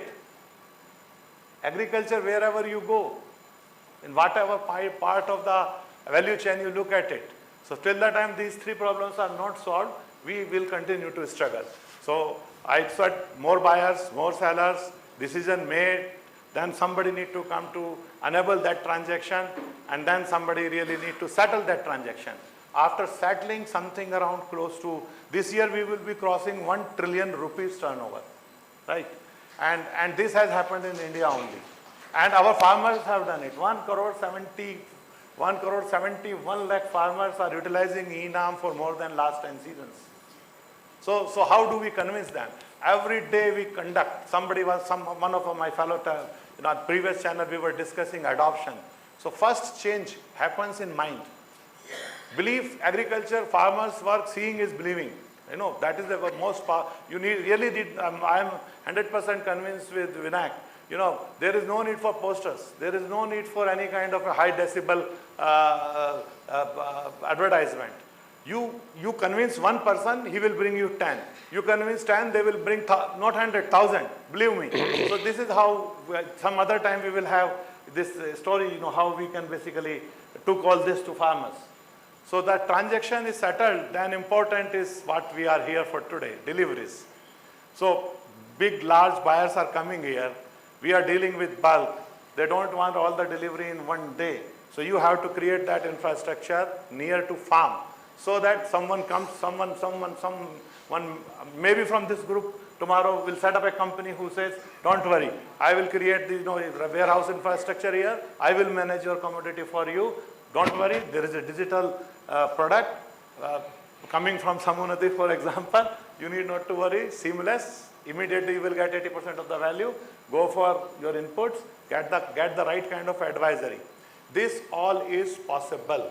This has happened in last 5 years around us only. So this we really need to make available for our farmers also. So this is how basically our experience is in last 7-8 years. Super. Thank you very much. The passion with which you are sharing the journey and the numbers are really large. They are mind-boggling numbers, Dushyantji. It's quite inspiring. Yes. See, like he pointed out, opportunities are so much, one should not sleep at all. See, we need financial products. We need very efficient, supply chains. We need warehouse infrastructure just close to farm, not away from farm. I just want to, last sentence from my side. In last 70 years, all the value has been generated away from farms. We have to bring that value near to farm. So that if you see, 30% of the value was going back to the farmers. Rest of the 70%, we have to bring a balance. Bring it more closer to farms. Farmer will get a better price. They will play with you. Consumers, why I should import apple? Almost close to my production. The other side of Arunachal Pradesh, Fuji is basically being grown in China. So why I need all that? We have enough of market inside our country. So we really need not to be end up market for others. In fact, we have to bring others. Why we should basically consume Californian almonds, or for that case, walnuts. In this country, the beauty is this: you can grow anything, and technology is the future, no doubt. And if I can understand at this age, you should be master in it. And 99%, I am the node. See, after ENAM, we get a lot of traction in terms of agtech development in country. In 2018, I was appointed as a nodal officer by Government of India for making policy and screening of the first 1,000 agri startups. The number today is 3,100 for your update. And there is a stagnation right now. Maybe people must be thinking that there is no funds are coming to agriculture. Day before yesterday, someone has closed a deal of 15 million.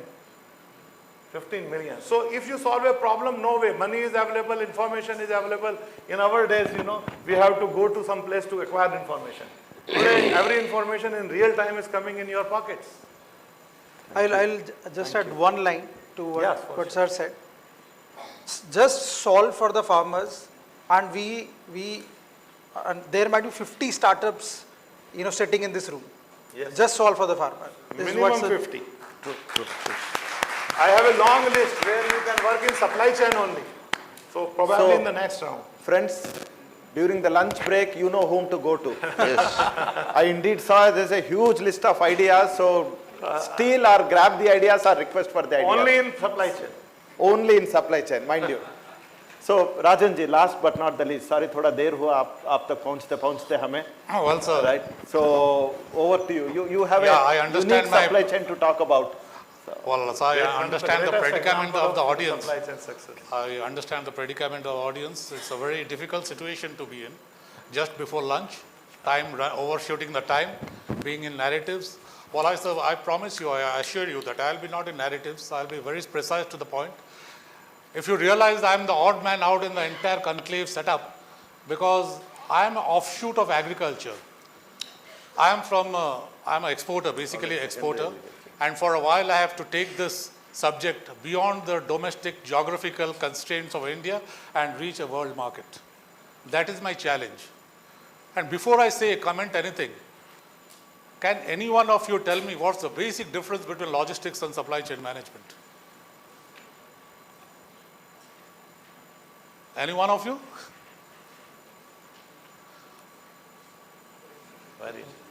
Well, let me clarify it for you in very simple words.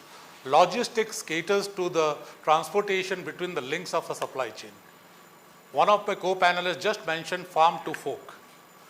Farm to fork, when it is considered in the domestic parlance, it has got its limitation. But when you just for a moment, if you take it to an international stage, from farm, like I'm from the seafood background, just imagine a farm from Baleshwar, a product from Baleshwar reaches the restaurants, the retail chain in Los Angeles, in San Francisco, in Amsterdam.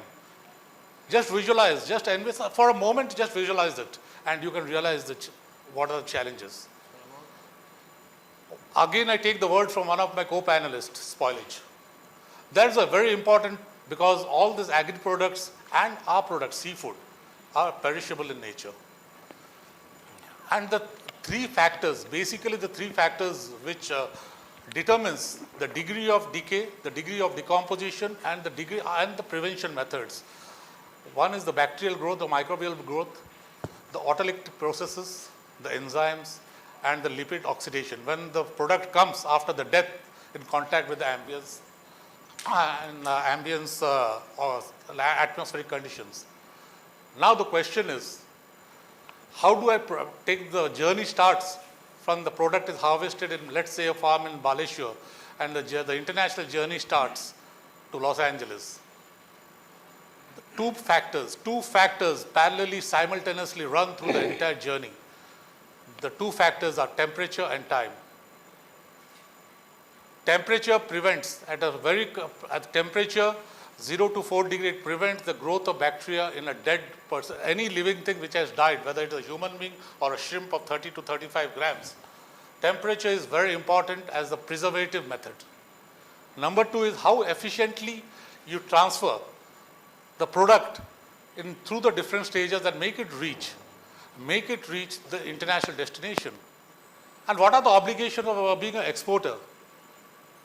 My first and primary, I have basically summarizing it, I have two objectives.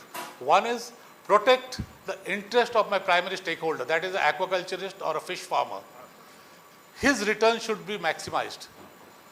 By the virtue of spoilage, which is about 20 to 23% as estimated by MPDA, I cannot afford that the farmer has a spoilage of 40%. Because if you harvest 100 kilos and 40 is spoiled, who is going to take that? It has to be dumped. So first is prevention of spoilage, primary stakeholder. And the second biggest challenge is to cater to the plate, whether it is a housewife kitchen in the USA or it is to the any average walk-in customer in a restaurant. The food has to be safe.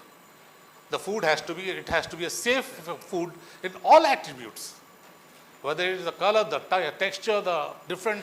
I'm not going to the nuances of seafood thing, but let me tell you, seafood itself contributes to 17% of the protein requirement of mankind. True. So, and the interesting fact, I'm coming to a time when the entire world, we had this COVID between March 24, 2020, right up to 2021, the catastrophic times, when the entire fragility, the human race was totally helpless against the onslaught of COVID, right? It was a virus affected.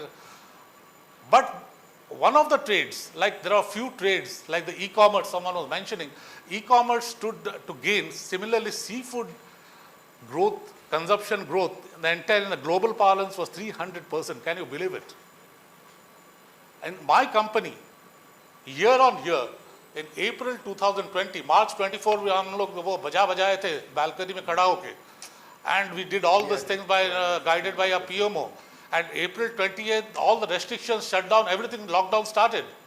April 2020, year on year, the exports of my company went up by 250%. Take it or not. And so one thing I tell you, well, I slightly differ from everyone without prejudice, with due respectability to everyone. From the 7th year of I am 40 years into international trade. And in 40 years, from the 7th year, so I was not following anyone. Well, I was a leader. The entire responsibility of guiding my time was on me. I was like a cricket captain on the field, and guiding and making placements to adapt. So that's why with the chairman, I want to mention to the chairman, it is not the opening of the highway. It is not the opening, what car you own and how you drive it. It is not your driving efficiency. The fundamental thing in the entire supply chain management is adaptability. All the times cannot be same. No one anticipated the COVID time. It was unprecedented. Not only COVID exposed the fragility of the healthcare system in India, it also exposed the limitation of the supply system in the global world. That was the absolute crisis of getting containers. Container availability, bunching of vessels, non-operational of ports in the world, everything resulted in absolute chaos. And how you overcome these challenges, these bottlenecks, depends on the leader. Someone has to show the way. It's not that there is a highway you keep on driving, sir. No, that is not the thing in supply chain. Infrastructure development is the prerogative of the government. It's not for an individual. It's not for an individual farmer. And the number two, in agri sector and the seafood sector, we were under the same umbrella till 2 years back under Government of India. Pisciculture and seafood were under the umbrella of agriculture. Now it was taken over and it has got a different identity, and because we created 4 years back, we created a Ministry of Fisheries where Mr. Pratap Sadangi was the minister.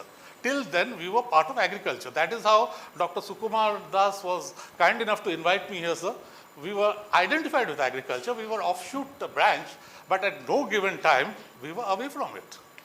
And one of my another challenges is, my farmers are unskilled. Whether we are discussing today of the IoT or the digital world benefits or advantages, the farmer directly cannot take it. So we have to extend the advantages, the application of the digital world to an unskilled, uneducated farmer. And that depends on people like us who are educated. Absolutely. Right, sir? Yes. And now coming back to the logistics world and SRM, well, my challenge is, as I told you, get started from the farm levels to have a hygienic, temperature control harvest of the shrimps. I'll tell you, I was just giving an example during the tea time. If a person dies in an accident, the body decomposes much faster than a natural death. Similarly, if a shrimp, a 30-gram shrimps, dies out of stress, if the harvesting system is under stressful conditions, that is a distress harvest, the shrimps will decompose much faster. But if it is a natural thing, there is a SOP how to harvest, like we put it into a chilled tank, with chilled water tank. The shrimps are put there, and if they have a natural kind of death, they can be preserved for a longer time. So these shrimps are, let's assume for a moment that the shrimps have been harvested under a standard SOP and in a very hygienic condition. They are transported into the processing center. There are 4 stages. One is a procurement stage, and the shrimps are procured from multiple farmers. It comes to a processing center. It is processed, kept into an internal warehouse. Then it moves to the export gateway. From the export gateway, it gets onto the vessel or a ship. And in the ship, it is put into a refrigerated container at -18 to -22 degree and taken to its final destination. After reaching the final destination, again a slightly reverse thing. So that reverse process is my importer takes the responsibility of cargo, puts it to the warehouse and distributes it into the retail or to the food service or to the institutions. So this is precisely the entire supply chain thing. The question is, earlier days, in 1968, the first export from Orissa got started. In 1960, and those days there was nothing there, no infrastructure. Simple trucks with tarpaulin, the shrimps were exported. Innovation. Not here. Then come the late 70s, 80s, we got the insulated thing, so the ambience heat was unable to affect inside, and all the shrimps were preserved in water ice, in crates, small crates. Then now the time has come when the shrimps are exported in refrigerated small vehicles, and these are coming to a factory from different locations for procurement basis. The third thing is, now the application, if you talk about the digital application, all the vehicles have got the GPS systems. The GPS system gives the real-time tracking of the vessels. At the same time, the mobile phone and the smartphone, the purchase supervisor takes a picture of the purchase challan, what is the quantity, what time the vehicle has left to the factory. So between that time, my production team in the factory gets at the receiving section, and my production teams get ready to receive the cargo and process it as fast as possible. Ideally, as per the guidelines of HACCP, there is a doctrine which is known as HACCP, the HACCP hazard analysis of critical control points. And most of the critical control points, you should see the maximum time given for processing from the receiving to the warehousing, putting into the cold storage, receiving at +0 to +4 degree, processing through a process and putting into a warehouse at -18 to -22, the maximum duration should be 8 hours, not more than 8 hours. So that to ensure that all this interchange of communication, the interchange of information has to be there, and that is today possible through IoT and GPS and other things. Once the cargo is out for exports and it goes to an export gateway, we use different shipping lines to put the cargo into a refrigerated box. Now the question to anyone's mind will come, let's say my container is in the Suez Canal. I have loaded into a container. How do I know at what container, what is the set temperature of container? Is there any temperature abuse? The cargo is so sensitive, mind you, the cargo is so sensitive, any temperature abuse will result in spoilage. And if the cargo melts for a time and again refreezes inside the container, that will lead to the bacterial growth, and again there will be the level of bacteria, we call the TPC, total plate count of bacteria, that will exceed the international quarantine standards. So now, so that is the way, again the digital world comes into play, IoT comes into the play. Sitting at your desk today, you not only can know the location of your container on the vessel, you can also know whether the temperature is maintained or not, and it has to be maintained. There is no second option. It has to be maintained at minus 17 to minus 18 with a little bit of variation. The maximum drop tolerated from a set temperature of minus 18 is 14.2. Minus 14.2 to minus 18. This is the range between which the entire operation has to be controlled. Then it is delivered at the destination. My importer takes control of the cargo. He puts it in a warehouse. And in the warehouse, let me tell you, in Los Angeles, just imagine from the turning point of KIIT, you people say, till this point, the entire stretch of the bylane can be the length of a cold storage. There may be more than 1 lakh. There may be more than 1 lakh cargo inside one cold storage. I've seen that in my own eyes. So how do you identify? Because my buyer may not be necessarily in Los Angeles. He may be sitting in Chicago, controlling a delivery at Los Angeles. How does he do it? And all he does is link it through a laptop and through IoT. There is a cloud computing concept where everything is into the storage of the cloud and everything, and they do it. And the delivery order also comes digitally. He doesn't have to physically come and count and give a delivery order. So the largest shipping line in the world, which is known as Maersk, it is a Danish line. They carry almost like 35% of the cargo across the oceans. So Maersk has developed a remote container management system where the location, the aisle, the stacking, where your container is, everything can be identified. They pass on, they give you a password, they give you a thing where you can penetrate into their website and find out. Similarly, the container terminal, like Vizag Container Terminal, there when your cargo goes to get onto board on a particular vessel, there also you have the where it is plugged in, what is the temperature they are maintaining. The entire monitoring comes onto your desk through the application of IoT. So far as the evolution and digital evolution in the processing is there, earlier we used to only produce like a refrigerator, you have seen the ice cubes. Similarly, we had freezers in 1.8 kg blocks or 2 kg blocks. We used to put it into the freezer with water, freeze it, and that was being preserved.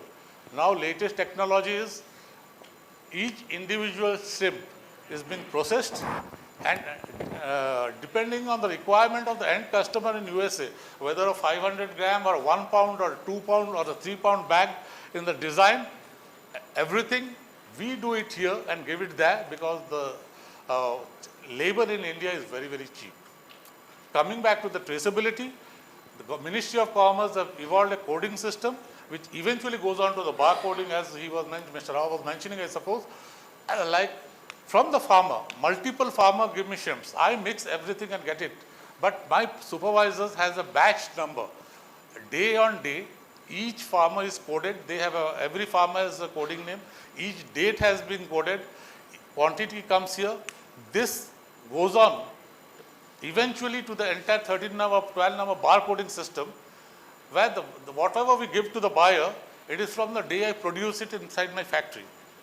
The history, prehistory of that production stays with me, and if there is a quality claim on my product at a destination point, we can only trace back to which farmer we had got the cargo, and it takes us hardly about 30 minutes to trace back to the origin of the product and under what condition it was processed, when it came, what was the delay, or what was the reason of the decay, what is the reason of the quality change. So as a seafood exporter, I wanted to just put it everything in a nutshell because the entire domain is very vast. The operations are very, very challenging. And that's what I told you, like all this while from early 80s till today, I have been with changing times, with the evolution of technology, everything. So we have been adapting ourselves. The guidelines for 2023 January 1st, US food systems changed, Food Safety Management Act of USA. You have no options. You have to comply. That is your obligation as an exporter. China GACC, the General Administration of China Customs, they changed the system. Australian quarantine till as an Indian exporter, I am unable to comply because our entire India, we don't have the testing facility for the yellow head virus or the white virus. Challenges are immense, but at the end of the day, nothing is impossible. You have to somehow overcome, and nothing being well, from the seashores, from the banks of the entire coastline, 480 coastline of Orissa, from the grassroots rural segment, from those rural roads to the unmatted roads, from the last mile farmer, where from there to the highways of Los Angeles. I have seen it all. I have driven through all the highways and all the things. But let me tell you, nothing can give you more satisfaction than the satisfaction of performing and achieving success. So that is the bottom line.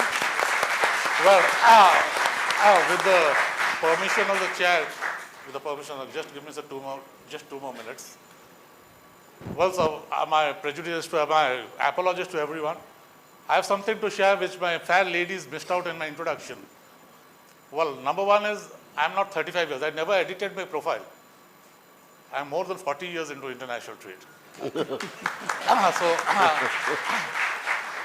Number two, which is very important, I was a postgraduate in physics.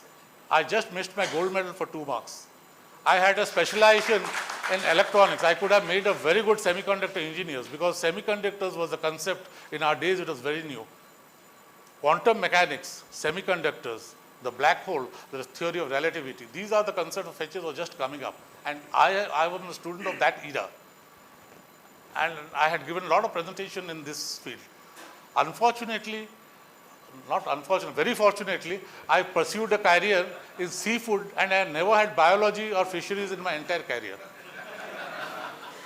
For 41 years I have studied. In 1996, as I told you, in the 7th year of my career, I was made to lead a team. Today our company has 2,500 employees and we are the godfather. The destiny of the 2,500 family depends on us. If I don't perform, they collapse. So that is my responsibility. My dear students, you belong to a wonderful university with a wonderful department. I was very impressed with all the infrastructure. But ultimately, your future belongs to yourself. No one can defeat you in this world except yourself. For me, academics is just a systematic way of acquisition of knowledge. But how you translate your knowledge to complete your own vision depends on you only. And there is no one else in the world who can defeat you in your journey except yourself. So my appeal to all of you, be like my mentor, my inspiration, my icon, my inspiration, Mr. Amitabh Bachchan, and so be the master of your own destiny, Muqaddar ka Sikandar. Thank you.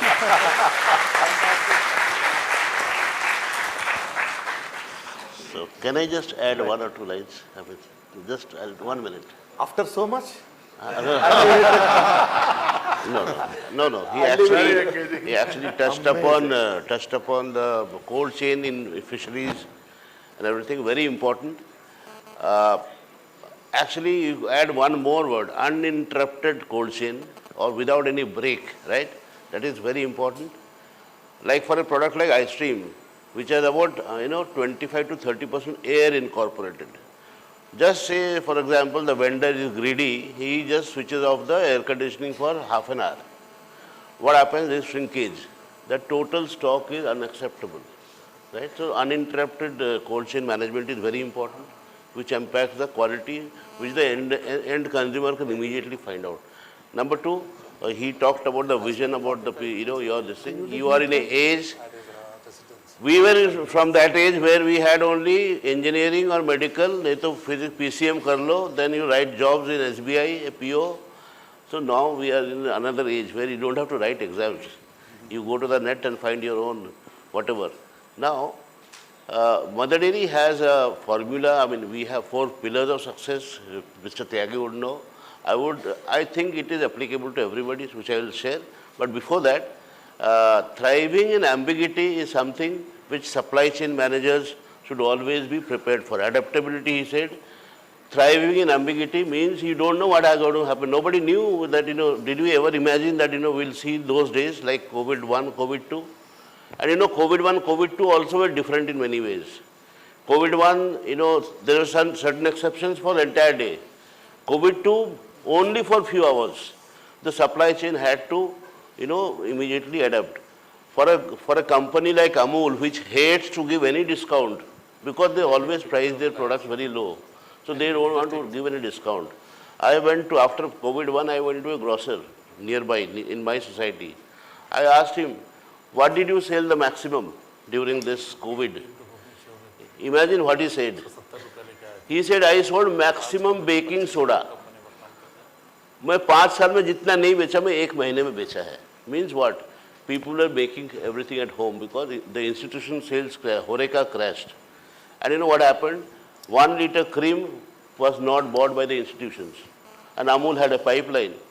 Whereas people were making at home, housewives would be buying only 200 gram creams. So Amul had to offload that, that cream, 1 liter cream at 200 ml price. So that is another thing. Inventory management is very strictly linked to supply chain. So these are things which we have learned. We now know work from home, hybrid mode. Things now we know that we can do better business with even work from home or a hybrid model. So things, from the, even our Prime Minister also says something that, if this thing comes, crisis, you can get some opportunity. So final words for the students. 4 pillars of your success is define your path. You select what you want to do, define your path, create an impact, move together. You cannot be alone. You have to be a good team player and finally enjoy your success together. So these are the 4 pillars of your success and you write it down, it will help you in future. Thank you very much. Thank you very much, Swapanji. Friends, do we still have questions? It's 2:15. My suggestion would be we have a break soon after this. We have lunch. So, I'll use the privy of the moderator and we'll say questions during the break. It's already 2:15, but Rajanji, this is energizing. I couldn't have hoped for the last panelist infusing so much of energy, as the concluding one. 40 years of toil and grit and innovation. I realized the importance of, and the combination of time and temperature. Yes. Right? Time and temperature. I have a small suggestion to Professor Sukumar and Professor Nishit. You may want to have a 2-3 hour session, for the students, and please let me know when it is. Maybe I would come down here with the entire understanding of logistics. Dr. Rajan, 40 years, and I could visualize, the shrimp moving from, the coast all the way to Los Angeles. While I don't eat shrimp, I could, and the care and tender care that they are going to take so that they are not under stress, though they weigh only 35 grams. So fabulous. Thank you very much. A big round of applause for all the panelists. A heartfelt thank you. And I will take 1 extra minute, just one extra minute, because Dushyantji asked for an extra minute and I don't want to rob that opportunity. Very so quickly, 1 minute. Just to set the perspective right, agriculture is something, where all the science, fundamental science will converge. So it is more attractive to one of the topmost, someone coming from one of the topmost institute in world, IITs. So problems are around us, we have to just see. People ask me often, there is no problem. I say whatever, it is lying on the table and people could not look at it. So just look left and right, and I had 100% support Jitin. There cannot be the better time to enter and be here with agriculture. Future is really very bright. Super. Endless possibilities. Thank you. Thank you very much. So let's all have lunch on that note. Thank you. A heartfelt thank you to our esteemed guests for a very insightful discussion. I may request Director Sir, KIIT School of Rural Management to felicitate the panel members with token of appreciation.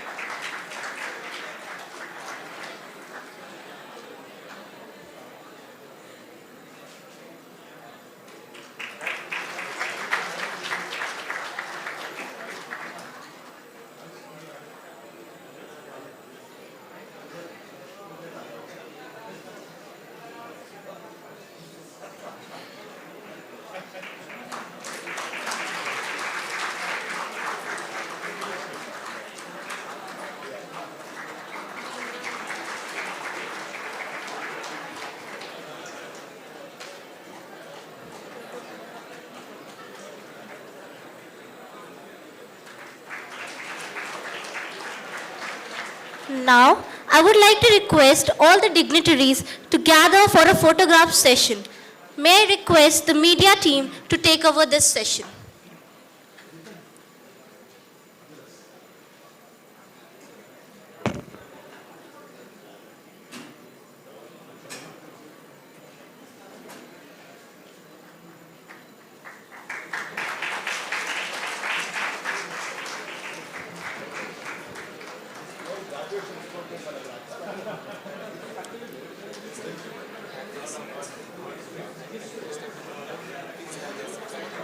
I request everyone to please have their seats.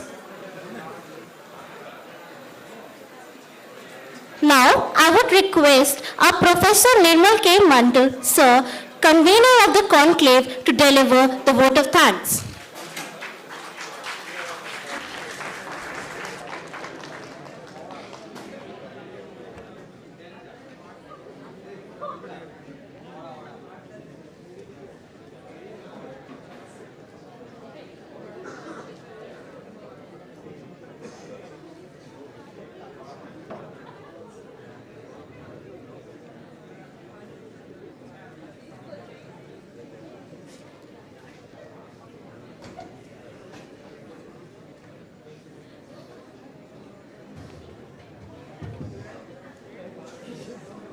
Thank you, Diksha. Very good afternoon to everyone. I know we cannot complete this conclave without the ritual. It's a ritual process, vote of thanks. Okay. Please, sir. Yeah, sir. So, very good afternoon to everyone. Our most valued invited guests, faculties, and students and other participants. I, on behalf of KIIT School of Rural Management and KIIT Diploma University, and my own behalf, extend a very hearty vote of thanks to all the esteemed panelists for sparing your valuable time and sharing your experience, knowledge and wisdom in range of issues in the entire agri value chain. It was a fantastic session, very awesome session, very enlightening, and I'm sure your inputs, your knowledge, wisdom would be utilized by our nation builders, future nation builders. And we are planning to bring out a proceeding note of this entire conclave, and that note will be circulated to our students, and they will use it for their studies. Okay. We would like to acknowledge our gratitude to Dr. Vinayak Sharma ji and Mr. Anil Kumar ji, for moderating these two sessions. It was fantastic. I am also grateful to all the speakers in both these panels. I'm not naming these members. Yeah. We thank all of you for being with us. It was a fantastic afternoon, great pleasure. Our hearty thanks to our founder, KIIT and KS, Professor Dr. Achyut Samanta, for his leadership and encouragement to organize such conclaves. I would also like to take this opportunity to thank Professor Nishit Paidaji, because he's a driving force and for guiding this conclave. I also would like to thank to the co-conveners, Professor Somnath ji and Professor Sukumar Das ji, for giving tremendous support. I would also like to thank my all academic colleagues for their support and cooperation. Of course, our students are the backbone of this entire conclave, and the way they took the initiative with zeal and passion, it was fantastic effort.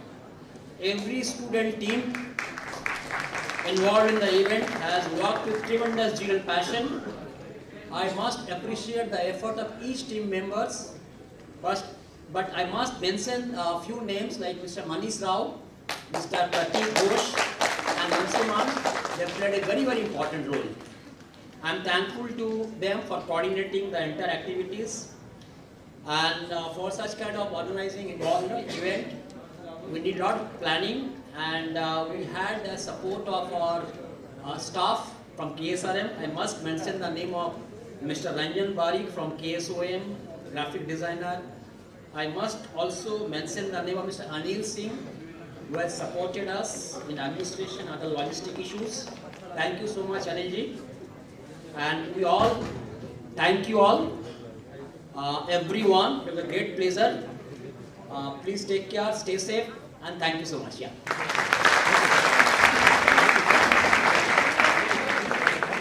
Thank you, sir. Now I would like to request everyone to stand up for the KIIT anthem.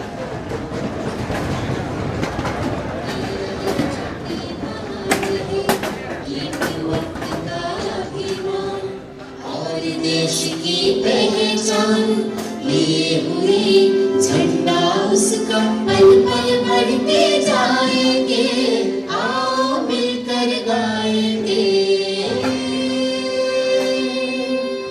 कीट विद्या का है संस्था, विद्या सबसे है महान, है ईश्वर का ये वरदान, प्यारा कीट हमारी जान, खाते हुए उसकी कसम करमवीर बन जाएंगे, आओ मिलकर गाएंगे। कीट ज्ञान का है भंडार और मोतियन का एक हार, ये भी ज्ञान का है पुहार, यहाँ प्यार की है बहार। कीट एक प्यारा गुलशन है, इसमें हम खिल जाएंगे, इसमें हम खिल जाएंगे। विद्या की सब शाखाओं का ये अनोखा संगम है, देश विदेश के छात्रों का मिलन से हम सब एक है। सा विद्याया विमुक्तये का नारा हम लगाएंगे, गीत कीट के गाएंगे, गीत कीट के गाएंगे।